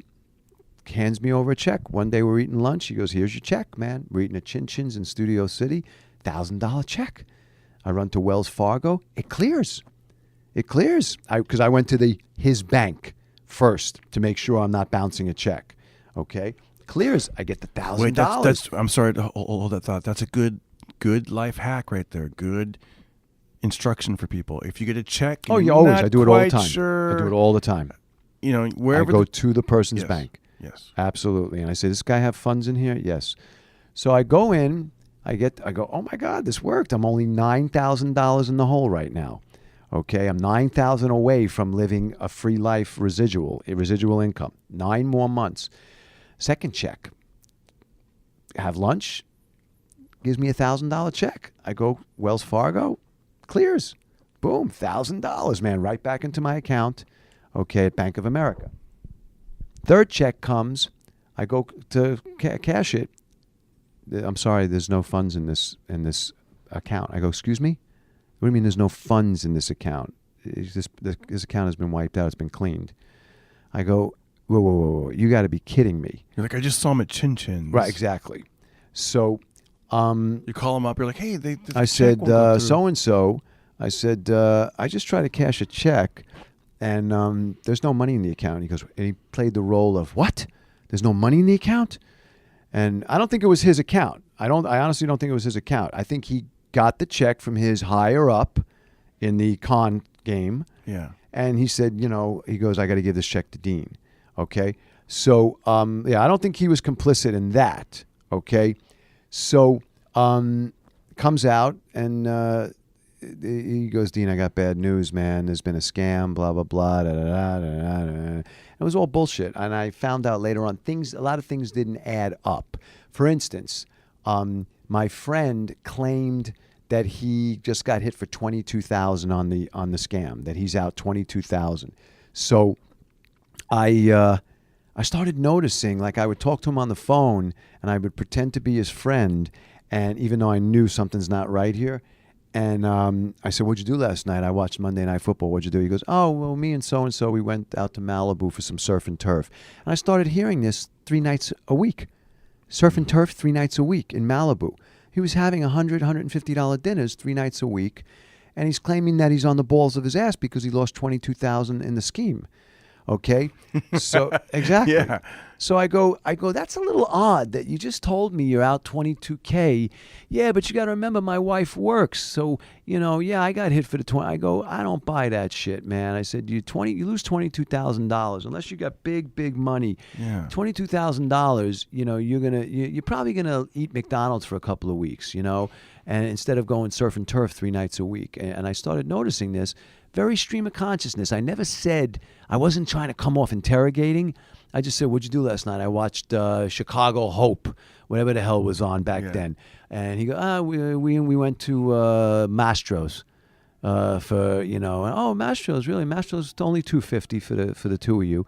It was one of those things. So I started realizing that my old friend was involved in this. And he claimed that he wasn't. And he's like, I'm sorry to bring it go back. ahead.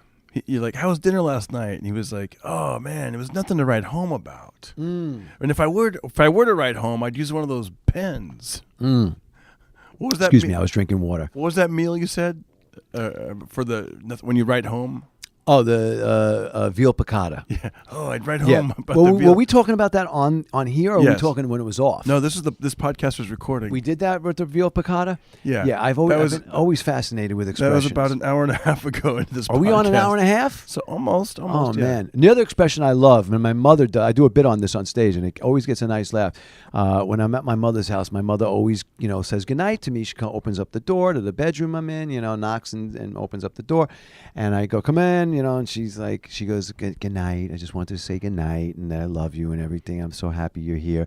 And then at the very last second, she'll go, so good night, sleep tight, and don't let the bed bugs bite. And I think to myself, that has got to be one of the most unmotivating thing to sleep. To say to a child. So basically what my mother is saying to me in another word is, listen, we're really, really happy you took the flight out here, and we're so happy that you're staying with us, but I just want to let you know that the bed you're in right now is currently infested with bugs. Don't let them bite you. But listen, if you sleep tight, they will not bite. Okay, so try and sleep in a very rigor mortis kind of way. Flex every single muscle right, in your keep body. every muscle flexed. They will not bite. Yeah. They're okay. And I love that. And that's an expression that people say, don't sleep tight. Which I never even really thought about it until this whole bed bug mania thing came on. Correct. About a few years ago. And I'm like, wait a second, bed bugs are real? What the fuck? Yeah. Abso-friggin-lutely, man. You have to check before you go to a hotel, man. When you stay in a hotel, you have to ask them, hey, I need to know how's your bed bug situation. Because let me tell you something, man. You take those fuckers home with you and you're screwed. Okay, you do not want those in your underwear or anything. Those you're screwed in the house, man. You got to get rid of like almost all your clothes. Bed bugs are ridiculous. So not for me because I sleep tight. But because you sleep tight. That's right. Right, and exactly. So back to this pen. What's it called again? Mont Blanc. Mont Blanc pens. So this guy is like, hey. They were paying $1.50 and selling them for $12 and $13. They were making a shitload. So the thing goes on, and you're like, thing goes south. You guys went dinner again, and he's like. And I called him out on it 1,000 times, and I said to him, all right, man, when you start making money, my brother said to me, he said, if that happened to me, and my brother knows this guy since we're children. This guy has slept in my house 300 times as a kid. I've slept in his house 300 times. You know who you are. And if you're listening to this. And some people who might know me definitely know who I'm talking about. So you only got... I got $2,000 back. I lost $8,000. My grandmother didn't give a shit. She was like, "Don't worry about it. Don't worry about it. Just don't make that mistake again." It sucks because it was a friend, a guy I grew up with, slept in the same house. So he said he swore to me that when he starts making money and gets successful, he will pay me back around like $200 a month, and he'll pay me off in 40 months, man, which is 3.5 years. That's fine. Okay, I don't have a big problem with that. Pay me $200 a month, man. I know you scammed them. I know you're involved in the scam. So you think he was getting screwed, or you don't think he was getting screwed? Here's a couple of thoughts. I thought he might have gotten screwed a couple of months ago and didn't tell me, and he thought of a way to get back a few bucks. By saying, maybe I'll scam him. I'll take him for $8,000. Even though the friggin' thing is over. In other words, when did this happen? How long ago? 1995. So that was 95. I hold no grudges. It's 2018. So that is 23 years. 23 years. And you guys remain friends? Here's what happened. I forgave him and all this shit. He swore up and down to me. He had nothing to do with it, blah, blah, blah. He swore, but he was a known pathological liar. We all know him as a liar. And you still went into business with him, knowing he was a liar? I wouldn't call it a business, what I was doing. You gave him $10,000. I gave him $10,000, and he said, I'm going to invest. I think I just solved a mystery here. This podcast. Right, exactly. So you knew he was a pathological liar. But and I saw what was happening. I saw the money that was coming in. I saw he showed me checks. I didn't just give him the money sight unseen. I saw the checks. Yeah. So he showed me these things, and I saw the new car, and I saw the clothes, and I saw certain changes. And he said I said, how are you doing this? And he told me. He said, we got this thing going, and it's been working, and blah blah blah blah blah blah. And but growing up, he was a known pathological liar, and so that anyone who knows me knows that this guy was a pathological liar growing up. So I called him out on it a few times, and he swore he'd pay me back, and I'll give you $200 a month once I start making money. And then when he started getting successful, I'm good. Oh, okay. Watch yeah, that. I'm not gonna hit. For those of you out there, this is Morgan Freeman. No, I almost hit the little cord here, so Darren was just trying to lift it up. So, and he never paid me a dime. So here's the best part. At the very, very end of the story, this is the best part. This is the kind of guy we're dealing with. The guy one day says to me, "Hey man, I'm doing some thinking, man, and I know I haven't paid you back the money yet and all that stuff, but I saw something that I thought you would really like the other day." And I go, "Oh my God, this is interesting." And he pulls it out, and it's in gift wrap. And I'm at his office shooting the shit with him. And I open it up. I go, "What is this?" He goes, "Just open it up. I saw it and I thought you would like this." And it was a shirt. It was a shirt from the Century City Mall. and it was hideous shirt. Really? Okay, it was a hideous button-down shirt. Yeah. And I'm thinking to myself, describe this shirt. I want to see. It was just a hideous, like, plaid shit kickers shirt.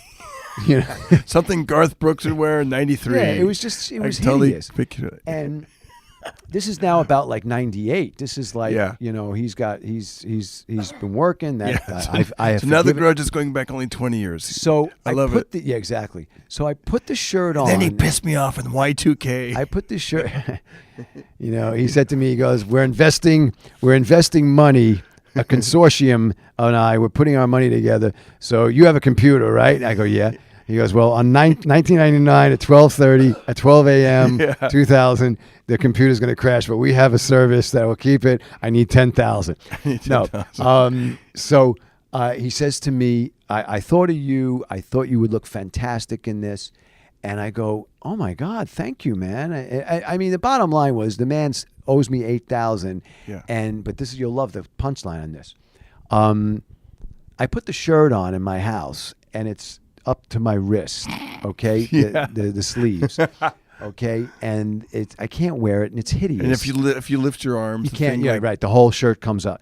And it was hideous. It was hideous, and I happened to see the tag on the shirt with the price tag off, and I went to the store, and I went to the store, Century City Mall, and I'll never forget.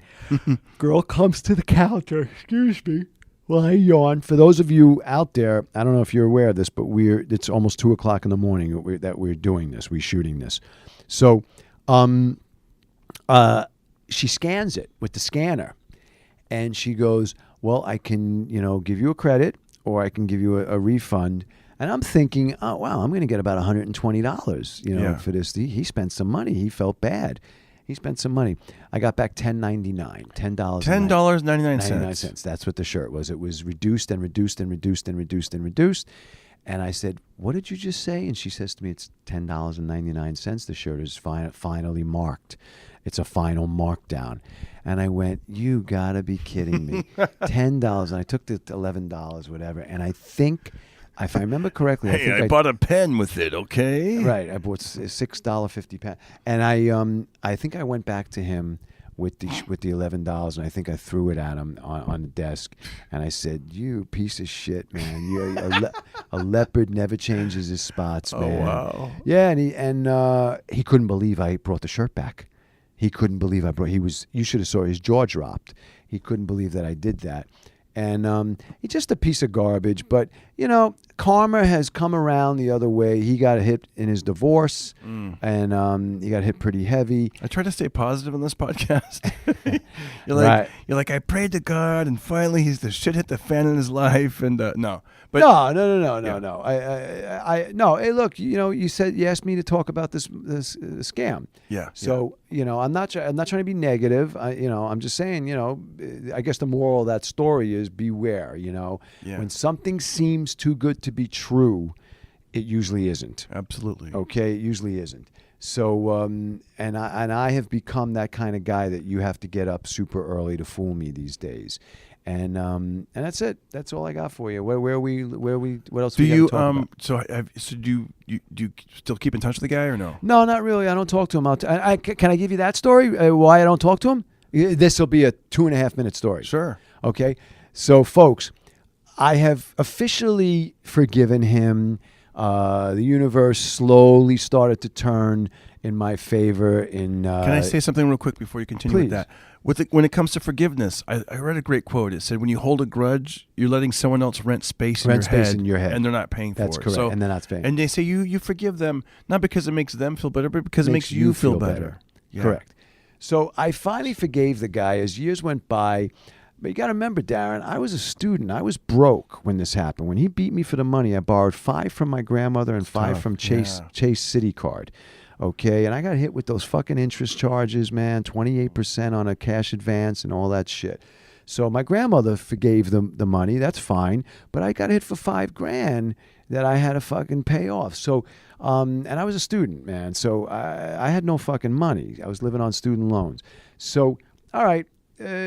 things have gotten better. I ended up making a few bucks over the last 10, 12 years, blah, blah, blah. I did okay for myself. But, so about, actually, so it was September 11th. I remember, obviously, because of that day. It was September 11th, just 3 years ago. 3 years ago, not 18 years ago, not 17 years ago. 3 years ago. And buddy of mine calls me and says, hey, man, he calls me like September 9th, September the 6th. And he goes, hey, man, I'm coming down from San Mateo, and I'm going to be in West Hollywood, Beverly Hills area. But let's all, let's grab dinner and or lunch or something like that. He's an old friend of mine from childhood that was part of him, okay? In other words, part of the trio, okay, of us smoking pot together, the three of us all the time and going to Met games and all. So I said, his name is Lenny, and I can say his name. I said, the good guy, the friend. The good guy, yeah. And I said, Lenny, that's great, man. He goes, are you going to be around September 11th? It was a Monday. It was a Monday, I remember. And I go, yeah. I said, listen, I'm supposed to go see Springsteen in Chicago. Okay, true story. Bruce was on tour. I was supposed to go see him in Chicago. And I said, if I don't go, I'm going to be here. But yeah, if I'm going to go, I'm going to stay like till Tuesday. I end up not going, and I call Lenny, and it said, "Nah, I'm home. I'm staying home, man. I didn't want to fly out there and blah blah blah blah blah." So we go, and as I'm on the phone with him, coordinating the lunch for Monday the 11th at around 1 o'clock in the afternoon, I decide to be a good guy, and I say, "Hey, Lenny." And Lenny hasn't mentioned the other guy's name the entire conversation. He could give a bigger shit. And I'm a good guy, and I said, hey, why don't we get so-and-so, who shall remain nameless, let's get so-and-so, and we'll bring along. And he goes, hey, that's a good idea, man. I said, I'll call him, blah, blah, blah, blah, blah. I call so-and-so, hey, man, how you doing, blah, blah, blah. Even though I have these thoughts about him, I'm like, hey, let's get together. Let's grab some lunch. Lenny's in town. We're going to grab lunch the 11th. So I get a phone call. I forgot how the chronology, how it totally happened. But here's the wind up. Those two guys went to lunch without me. I coordinated the whole thing, and they went to lunch without me because they claimed that I wouldn't have been able to get to lunch at 1 o'clock. I would be at the office or something like that. And making a long short, I was like, you got to be kidding me. Both you guys ate lunch already? And blah, I can tell you're losing interest in this story. And so am I. No, get to the punchline. There is no punchline. You said it was a short story. I just want to know what happened at the end. I had the veal piccata. No. And I'm not writing home about it. So it should really end like that. But no, that's what happened. And we're talking about grudges and everything. Yes. And and now I haven't spoken to him in 3 years. To Lenny and the other guy. Lenny, I also blew off because I spoke to him once or twice. A mutual friend of ours passed away, and I just thought I'd reach out and tell him. Okay. And but other than that, no, because I was like, Lenny, how could you go have lunch with him? Well, he called me and said, look, we'll call Dean and blah blah blah, and next thing you know, we're eating at this place Rocco's in Studio City, and we just said, we'll catch up with him later, blah blah blah, and I was like, what? I'm the one who put this together. You never mentioned his name whatsoever on the conversation. I'm the one who said, let's get together. And so I blew Lenny off, and I blew the other guy, and I haven't spoken to him in 3 years. Sometimes, you know what? What do they say? Sometimes you have to part with certain people. They say some people are in your life for a reason, a season. That's it, man. Some other kind of cliche, but it's true though, right? Yeah. Like, listen, man. I'm at a point in my life. You fucked me over. That's it. We're done, man. That's it. I have a friend that always. There's people that charge your battery, people that drain it. And that's correct. And if you get too many of these guys that are draining it, man. It's like, yeah. You fuck me over, man. I'll come out and I'll pick you up at 3 o'clock in the morning on the side of a road, flat tire, man. I'll do anything for my friends. I really will. Remember, I'm a Taurus. I don't know if you know anything about Taurus. Taurus are very weird about loyalty. They're very, very big on loyalty. It's just a weird Taurus trait. And shout out to all the tourists out there. This is Morgan Freeman. Shout out to the tourists. And I'm a loyal guy, man. I'll fight to the ends of the earth, man. If you're good to me, man, I give it back to you double, man. So, I said to him, I forgot where we were going on loyalty. Loyalty, getting rid of the grudges. Can we move on to something else? Yes. Or did you want to? No. Okay. I forgot what it was, the loyalty thing, but I was turned off that there was no loyalty towards my friendship. But what I'm saying is I'm at an age in my life now where, like, I have a friend who said, and this is what I was my train of thought. I have a friend who goes out to dinner and hangs out and talks to a guy. There's a friend that he has, this other guy. Okay, there's a friend of mine who has a friend. Okay, and every time that my friend says to him, "Hey, can you help me out with your agent? I heard he's pretty good, but I'm looking for a new agent." But that other friend will go, "Oh, they're not looking for anybody right now." Well, how do you know? They told me don't send anybody, don't refer anybody, which is all bullshit. This guy's just insecure and he doesn't want to help. And I'm a big believer. If you're not a helper, you're not my friend. You're an acquaintance. Okay, and that's how I look at friendship. If you're not helping me, then if you're not with me, you're against me. Okay, if you're not with me, you're against me. Yeah, I'm a big believer in that, and I have become that guy. I drop people like a friggin' hot potato, man. And that's it. I lost interest in that fake bullshit friendship, and that's a big thing out here. I can't believe that guy got you to spend $10,000. I mean, that's a lot. That's a big investment. I mean, Where do you want to go with this? All right, let's talk about something else. Let's talk about it is October. I know Halloween is coming up. Congratulations to the Los Angeles Dodgers. They'll 7-0. They'll be going. No, that's 7-0. No, that's the Rams. The Rams. Damn it! You're so Sorry. good at sports. I tried to make it look like I knew what I was talking talking about. You really did. You really did, man. Oh my gosh! 7, and you said it so 7-0, you said baby. It like really nice, man. Those Dodgers, man. Those Dodgers, They're man. going to the Super Bowl. Pretty soon, one day they're going to kick a field goal. My God. Those Dodgers, man, they are the highest. Are you excited about the World Series? No, I've lost interest in baseball. I don't have the same interest. I believe it or not, and I know this is terrible, but I was actually hoping that Milwaukee would play Boston, just so Milwaukee gets a shout out, the Milwaukee baseball Brewers. team. Yeah, the Brewers. Now, what's your favorite football team? My favorite team. I'm a Green Bay Packer fan. That's Wisconsin. You love Milwaukee area. I'm a big fan of Aaron Rodgers. I like Aaron Rodgers, and I like Brett Favre when he played. So I've been following them a long time. Yes. Do I like the Jets and the Giants? I'm born and raised 3 miles from where the Jets played. But your favorite baseball team and your favorite football team are all from Milwaukee. No. Didn't you just say that? Milwaukee? No. I was hoping that the Brewers would play the Red Sox. Just a change of pace, man. Yeah. Just a change of pace. But the football team that I love is I like the Jets and the Giants. But, I also don't like, I'm not going to be a fan of a team that doesn't want to spend any money to make the team better. Okay? And the Jets are notorious for that. Okay? But they're having a decent year so far. They're 3-4. The Giants are only, I think, 1-5 or they play tomorrow night against Atlanta. But as we were saying, congrats to the World Series. And then you were saying something. You were going the World Series. So here's what I know. It's Boston and Dodgers for sure. That's correct. The Boston Red Sox against. How did I do? Did I get it? You got that right. You got that right. Yes. I totally said it with confidence about the 7-0. I was like, gosh. Yep. I said, Dodgers. You went, yep. 7-0, bro. 7-0. 7-0. Right.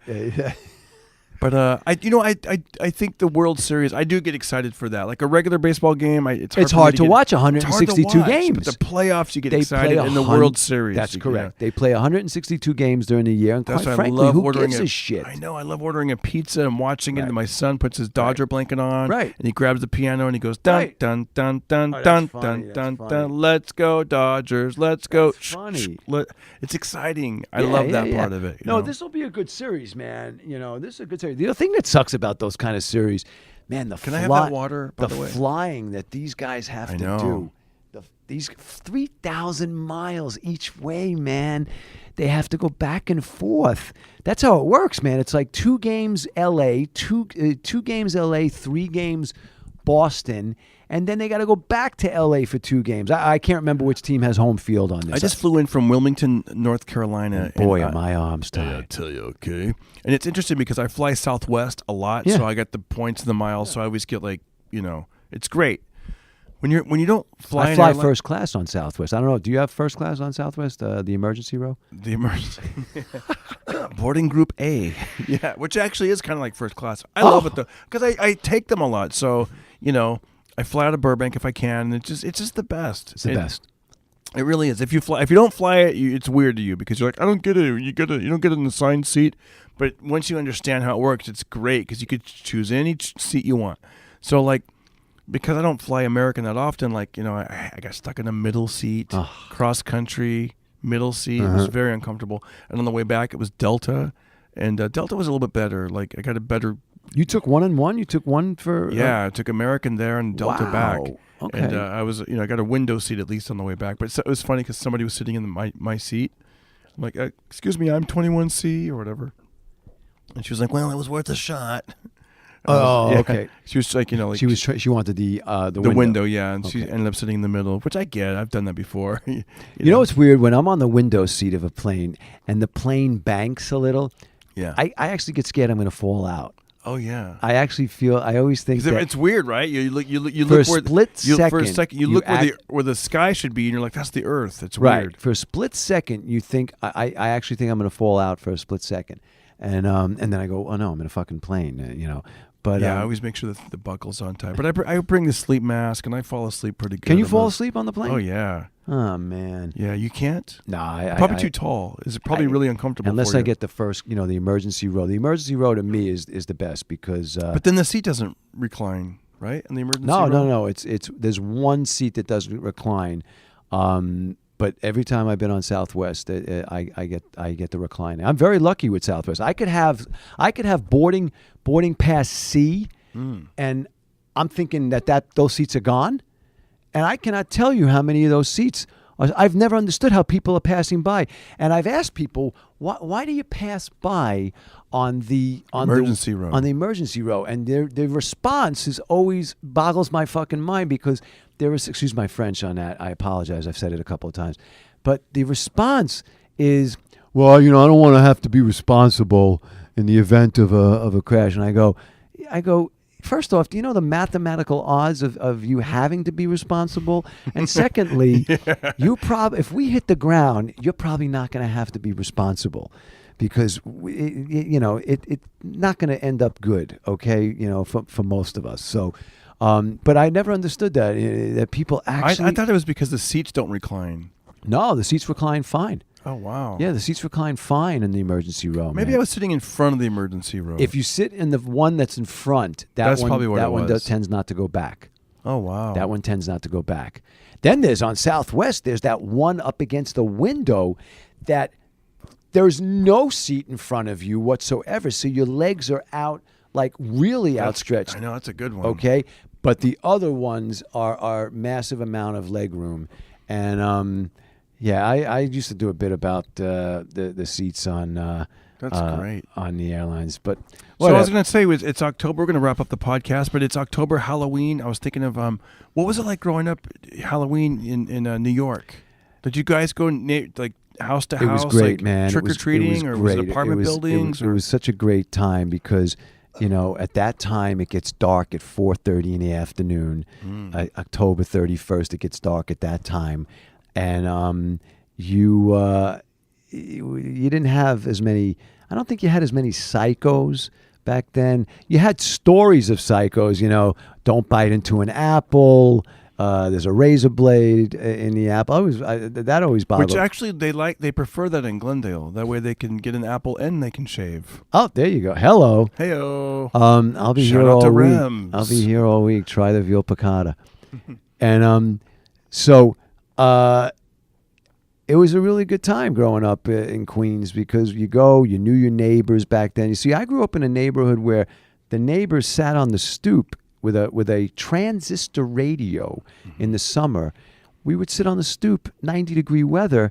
We had air conditioning, but we had, power outages back then. Wasn't there like a big New York blackout? The big blackout was 9:34 p.m. that happened. At Wow. 9:34 that happened. What was the blackout? The entire city. Everything just went completely dark. In the early 70s, I think, right? I was in my friend's house. I was in Jay Boyaski's house when that happened.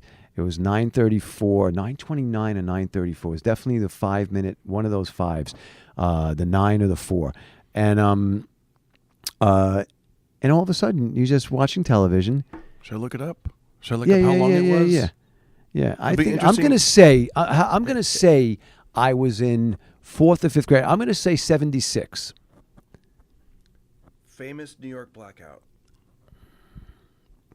I'm going to say 76. Wow. It's interesting. August 76? Oh, it says okay, there was different ones, but let's look up the one from okay, here we go. What month do you think it was? I thought it was August. It was really hot. July 13th. Okay. There you go. 1977. 77. The blackout that hit New York on this day, July 13th in 1977, what time?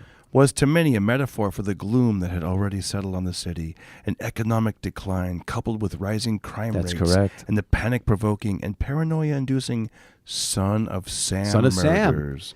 Son of Sam. You just got done saying, I loved Halloween. There was no psychos. Son of Sam, Except for the Son of Sam. Son of Sam shot somebody about 4 or 5 miles from my house. Wow. At a club called Eliphas. Wow. David Berkowitz. How'd they get him? Parking ticket. Really? Yeah, he had unpaid parking tickets because he would park his car and walk looking for lovers in the area, and he didn't pay a certain parking ticket. And back then, they noticed that this guy's gotten a few tickets in different parts of the boroughs, and it's at nighttime and blah blah blah. And somebody went to go try and collect. They knocked on the guy's door, and he went, "You got me, huh?" They weren't coming to get him. They were coming for unpaid parking tickets. And the guy goes, "You found me, huh?" And then that's when they put 2 and 2 together. And they said, because it was weird. But yeah, I remember that the blackout. But yeah, it was a very. Was that like a big scary thing for you guys back then? We all sat out. Everybody's, everybody did candlelight, and you sat out in the lawn. The problem with the blackout was the looting. The looting was really bad. But I lived in Queens, so there wasn't that many stores when I grew up in Queens. There wasn't that many. I don't think there was too much looting. The looting occurred in Harlem. And it said a lot of fires and fires. People were starting fires and looting. Harlem. It said even the looters were getting mugged. Oh, God, yeah, it sounds like yeah. a terrible. Oh my God. Oh, it was ridiculous what went on, and that happened. I think at Indian Point. Indian Point was the Con Edison thing that went down. And the whole grid, everything, it was just gone. There was nothing. And people thought at first it was like, it'll be, 10 minutes, they'll fix it, 10 minutes. But if I remember, does it say how long it was? It says it happened. I didn't see where. I'm sorry. I closed the page. But yeah, it said the time was. I think it said 8:37. Is that what it was? 8:37. Yeah. Okay, I thought it was 9:34 when that happened. But yeah. Well, that's good. You're not like Rain Man, where you're like, definitely 9:34. It's in August. Oh, I was wrong. It was July. It was 8:37. But definitely Jack of Clubs. And so that was it, man. I want to get back and have you back on the podcast. I want to talk more about New York, what that was like, the blackout, the Son of Sam, what that was like growing up. It was very annoying. In closing, what Son of Sam was annoying. It was very annoying because you had to be careful. You had to get your hair cut a certain way. Why? He was going for a certain type. He was. I don't even know much about him. I just know he was a serial killer. He was going for a certain type. He had a certain type in mind, He was hitting, if I remember correctly, he was hitting dark-haired women. So women were going out at night with wigs. Really? Oh yeah, this was insane. What was going on? We had Richard Ramirez on this side, the Yeah, West you had Side, this one, right? West California. Yeah. The weird The thing Night is, Stalker. David Berkowitz. He, I shouldn't say only, but people you think of a serial murder, you think of like John Wayne Gacy, 31 Boys. Yeah. What's his name? The guy from Milwaukee. Bundy. Yeah. Ted Bundy. Bundy was out here, Florida. And Bundy was all over the country. Bundy kept taking his car and just going all over the place. But Milwaukee was Dahmer. Jeffrey Dahmer. Right. But these guys, Berkowitz, and I use the word lightly, heavily. I don't mean any disrespect. He only, like I said, it sucks. Only he killed 6, wounded a few more, and destroyed somebody's eye socket, and one, and permanent damage, and blah blah blah, slight brain damage. But he was considered a heavy-duty serial murderer, even though you had guys that have done 40, 50, 60 people that they've killed, that kind of stuff. So, but yeah, that was a very weird summer. I was 13 years old. We used to like to go out. My friends used to like to go out, and it was very scary, man. You had to really worry where you went, and it's crazy, but sad stuff. Sad stuff and a little scary, a little bit for now especially it's Halloween. That's why we.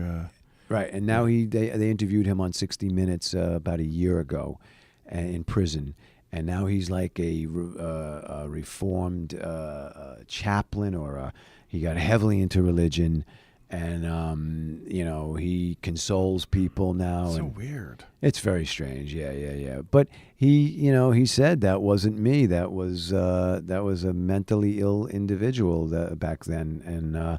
He claims, I don't even know who that person was. So whatever, it's neither here nor there. I have no sympathy for him, whatever. And it is what it is. Do you remember some of your favorite Halloween costumes growing up? Dennis the Menace. Really? Dennis the Menace I had a... I don't even know if that was a costume. Dennis the Menace I had a Spider... I think I had a Spider-Man. See, Spider-Man's timeless. I had... at the time, they were selling Star Trek pajamas... with the insignia. That was a big thing. I remember that. That was great. That? I like Star Trek. Yeah, were you a Trekkie? I liked Star Trek back then. I don't like any of the... I didn't get... Right, yeah. I lost interest. I only liked it with Captain William Shatner and Nimoy. Spock. Right. That was a great show, and I had the pajamas, and I think I went out with that. It's so cool. Yeah, Halloween was great, man. It was a great time. And do you ever do homemade contests or costume back then? You dressed up like hobos. I remember. Everybody did a hobo thing. If with you the were stick doing and your the own, bandana. Jerry Seinfeld has some really. If you want, folks out there, if you want to listen to some really great that Superman bit. You know the bit? Yeah, where you put and then your mom puts the coat on over the costume. Right. And you're like, right. And my mom makes me wear a winter jacket over it. But if you really want to listen to some really, really brilliant stuff about Halloween, check out Jerry Seinfeld. I think it's "I'm Telling You This for the Last Time" is the special, and catch the bit about Halloween. It's about 5 or 7 minutes long, the actual bit, and I want to say this brilliant. Too before we go. I want Dr. Dean, to start his own podcast. People love when he comes on here. You're great. You got the gift of gab. We're thinking of some titles. Let us know what you think. Go to the Pocket Party Podcast forum on Facebook and just throw out if you got one. Let us know what you think. We're thinking bedtime stories with Dr. Dean. I love it. Bedtime stories with Dr. Dean. That's my favorite. Bedtime stories with Dr. Dean. And then there was another one, folks. For those of you who don't know, but there's a canyon out here that people hang out at and they hike. And there's some great benches that overlook the LA basin, and you can hang out. I was going to do something called Relaxing at Runyon with Dr. Dean. And could be a little bit of a pain in the ass to do because, everything would have to be with battery and all that stuff. But it's very doable. And getting guests to go up there, hey, hike with me. But, right. Or no, there was the other one that we thought of, the couch. On the couch with Dr. Dean. On the couch with Dr. Which Dean. I thought, folks, has a connotation that I'm a psychologist or a psychotherapist. So let me know your thoughts on that. I like that, though. Bedtime stories with Dr. Dean or On the Couch with Dr. Dean. On the couch. And I like them both. I like them, yeah. And I like the idea that maybe you don't have to, you could just do once a month you go for a hike up there. And then, right. And then maybe have that as the special guest. Yeah. Right. And we just sit overlooking the basin. And you just like the idea, like the ambiance, people, like crickets. People walking by. Yeah, people walking. Yeah. It's such a great place. We could even do a podcast. I was thinking, like, I don't know if it'd be good though, but like where we're walking and talking, Right, but if we do it in the breathing, canyon, it becomes Hiking with Kevin Nealon. Yeah. Which, by the way, is a great show, folks. Yeah. That's another show. Or you guys we could grab some coffee and then get in the car and then talk. And then it becomes comedians in cars getting caught. Yeah, that's true. That's true. All right.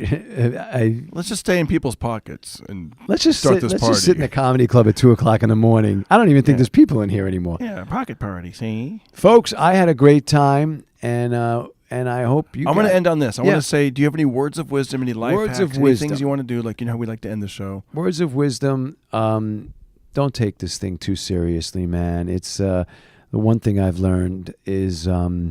I'm 54 years old, and you gotta have some fun, man. You just gotta enjoy the ride.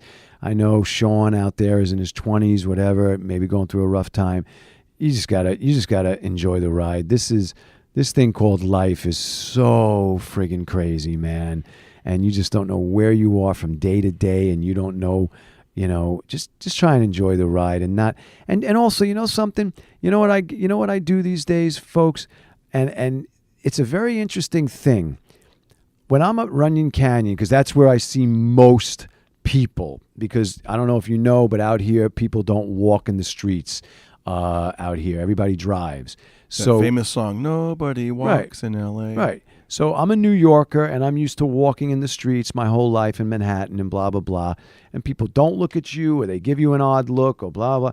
But one of the things I do is I like to smile at people as I'm walking by in Runyon Canyon. And it's just it's that typical smile, not like a creepy smile like let's go in the woods or I'm going to grab you and take you in the woods. It's the smile of, hey, how you doing kind of thing. I've seen you before here, that kind of thing. And, man, smile at people, man. Do something nice for somebody. I do something nice almost every single day of my life because of the business I'm in. Okay, and I charge for it, but there are times that people don't have the money that I normally ask for. I'm a little expensive because if you read about my reviews on the net, you'll see I'm pretty good at what I do. I'm not going to tap myself on the back, but if you read about me, you'll find out that I'm pretty good at what I do. We'll leave it at that. So I'm a little expensive. But I do. I'm sorry. What? I'm just laughing because I'm like, do you have any words of advice? Any words of wisdom? I kind of tuned out mentally, and then I tune back in, and you're like, folks, I'm expensive. I'm worth it. Not to pat myself on the. I'm like, what the fuck, Dean?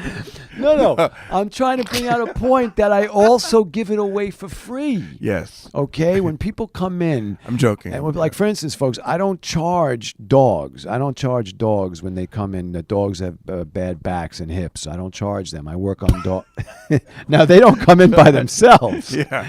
They don't come in by themselves, but, sometimes people... But you're saying smile at people. Smile at people, man. Do a nice thing for people. We have become a very me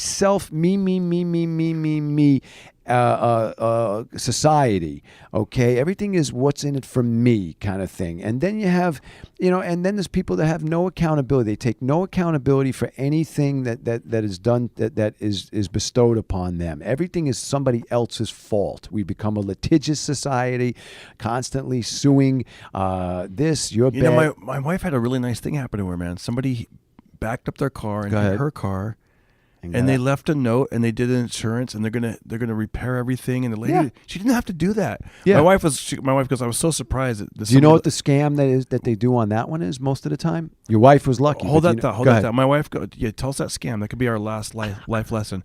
But my wife was surprised that A, somebody left a note, and B, that the phone number actually worked, and C, that the thing is actually gone through, like the insurance is going to pay for it. And yeah. Okay, what's the scam? The oldest scam in the book with that, when someone hits your car and nobody's around and blah, blah, blah, and there's maybe people at a parking lot or something, or a Walmart, or a big, backed in, the guy gets out, writes a note on the thing saying, "Hi, I just hit your car.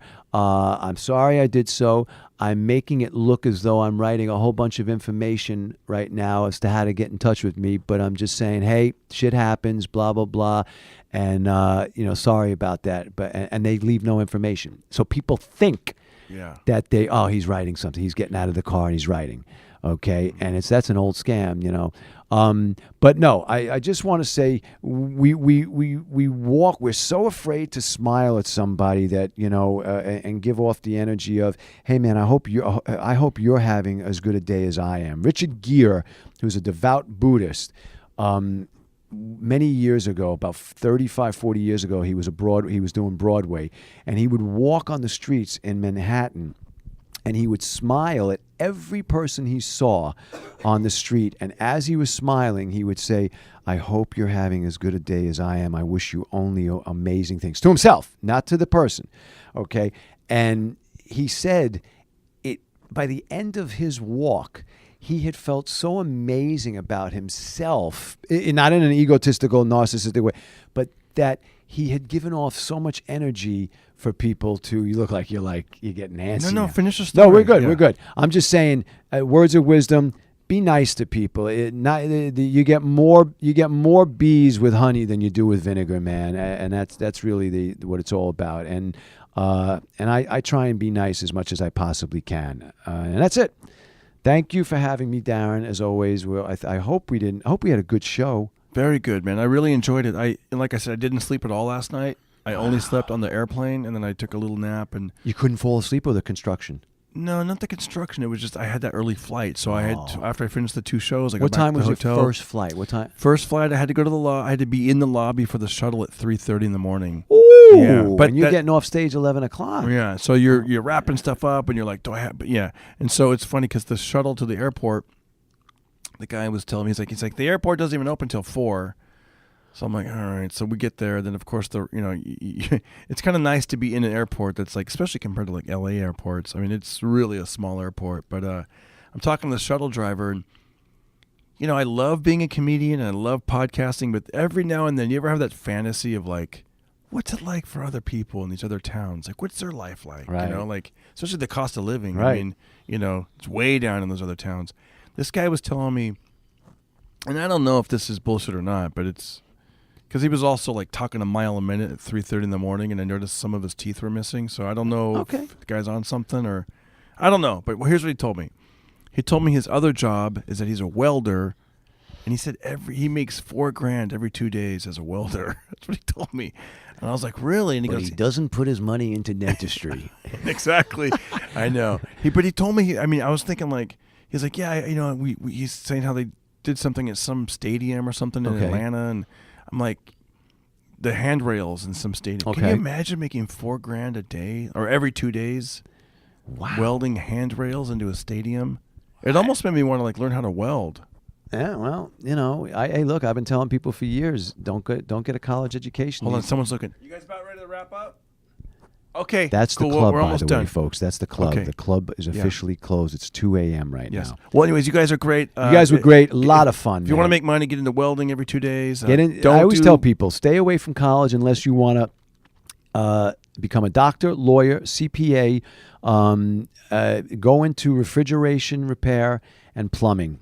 I'm telling you, that's where the money is. Yeah, otherwise you start your young life off owing money, right? Owing debt, being in college loans and stuff. You want to become a doctor, a whole different ballgame. More power to you. You want to become a CPA, more power. You want to become a lawyer, more power to you, man. Nowadays you can watch YouTube tutorials and whatnot. But hey, I want to thank you guys for listening to the Pocket Party Podcast. You lasted all the way to the very end. We thank you. This is Morgan Freeman. And that's right. And Dean, you must have said you're 54 years old at least 15 times on this podcast. Really? I think so. You said I'm 54 years old, and you did that, and then you also said percentages of hair. No, not that. The Morgan Freeman impression. Right. This is who? This is Morgan Freeman. So for those of you that are going to listen to this podcast twice, and I don't know who you are, but if you do, go back and listen and let us know. What did he say more? This is Morgan Freeman, or that he's 54 years old? All right. That's cool. I got it edited. Dean was great. You were great, buddy. Thanks for doing the Pocket Party podcast. And Dean's right. Tomorrow, I want you guys to walk around, and when you smile at someone, say, I want you to have a good day, great day in your mind, mentally. And you're going to feel a lot better. I'm going to do it. I'm looking forward to doing it. It's such a great exercise. I do it all the time now, man. And Dean practiced what he preaches, man. I've seen him talk to people I would probably not want to talk to. I'm like, that guy looks kind of scary. Meanwhile, Dean's over there. Hey, how's it going, man? You've been, Right. I try, dude. Man. You got to make the connection. He's out there at 2 a.m. lifting weights, talking to dudes in weird parking lots that live in those parking lots. You got to make the connection, man. We're here to connect with each other, man, and that's the bottom line, man. I think this club wants us to connect with our cars and get the heck out of here. But all right. Thank you for having me, Darren. You're welcome, buddy. Thank you. You're great. Thanks. Pocket Party Podcast. It's my favorite podcast. The Pocket Party Podcast. We made it all the way through. What a nice conversation, huh? Did you listen to it all in one sitting? Did you break it up over a couple of days? How did you do it? Did you listen and then wait a month and finish it out? Or how did you do it? You made it all the way to the very end, and I thank you for that. If I got you this far, please take the time. 5 ratings on iTunes under Darren Carter Pocket Party Podcast. Leave a review. If you want me to plug any kind of social media you have on there, please put your social media handles. If you have a business, I'll even give it an A to Glenn's Grass Cutting Business in Knoxville, Tennessee, or whatever. I'll do it, man. I don't care. We're here to help each other. You lay down a review, maybe donate some to the Pocket Party Podcast in the detail section. Whatever you got to do, we'll do it. And once again, go to my official Darren Carter on Instagram. Watch my stories. Watch what I do on Instagram. Part of YouTube. I put videos up on YouTube that you don't see anywhere else. Thank you guys so much, and we'll see you soon, all right? Remember, get out there, and as my old boxing coach used to say, as the boxers would leave, they'd be like, all right now, don't hurt nobody. Okay, don't hurt nobody. Okay. And then when I'd leave, be careful. So get out there, don't hurt nobody, and be careful. Everybody listen to Darren Carter. We all know he's the party starter. So if you want to listen to a podcast for free, then listen to the Pocket Party.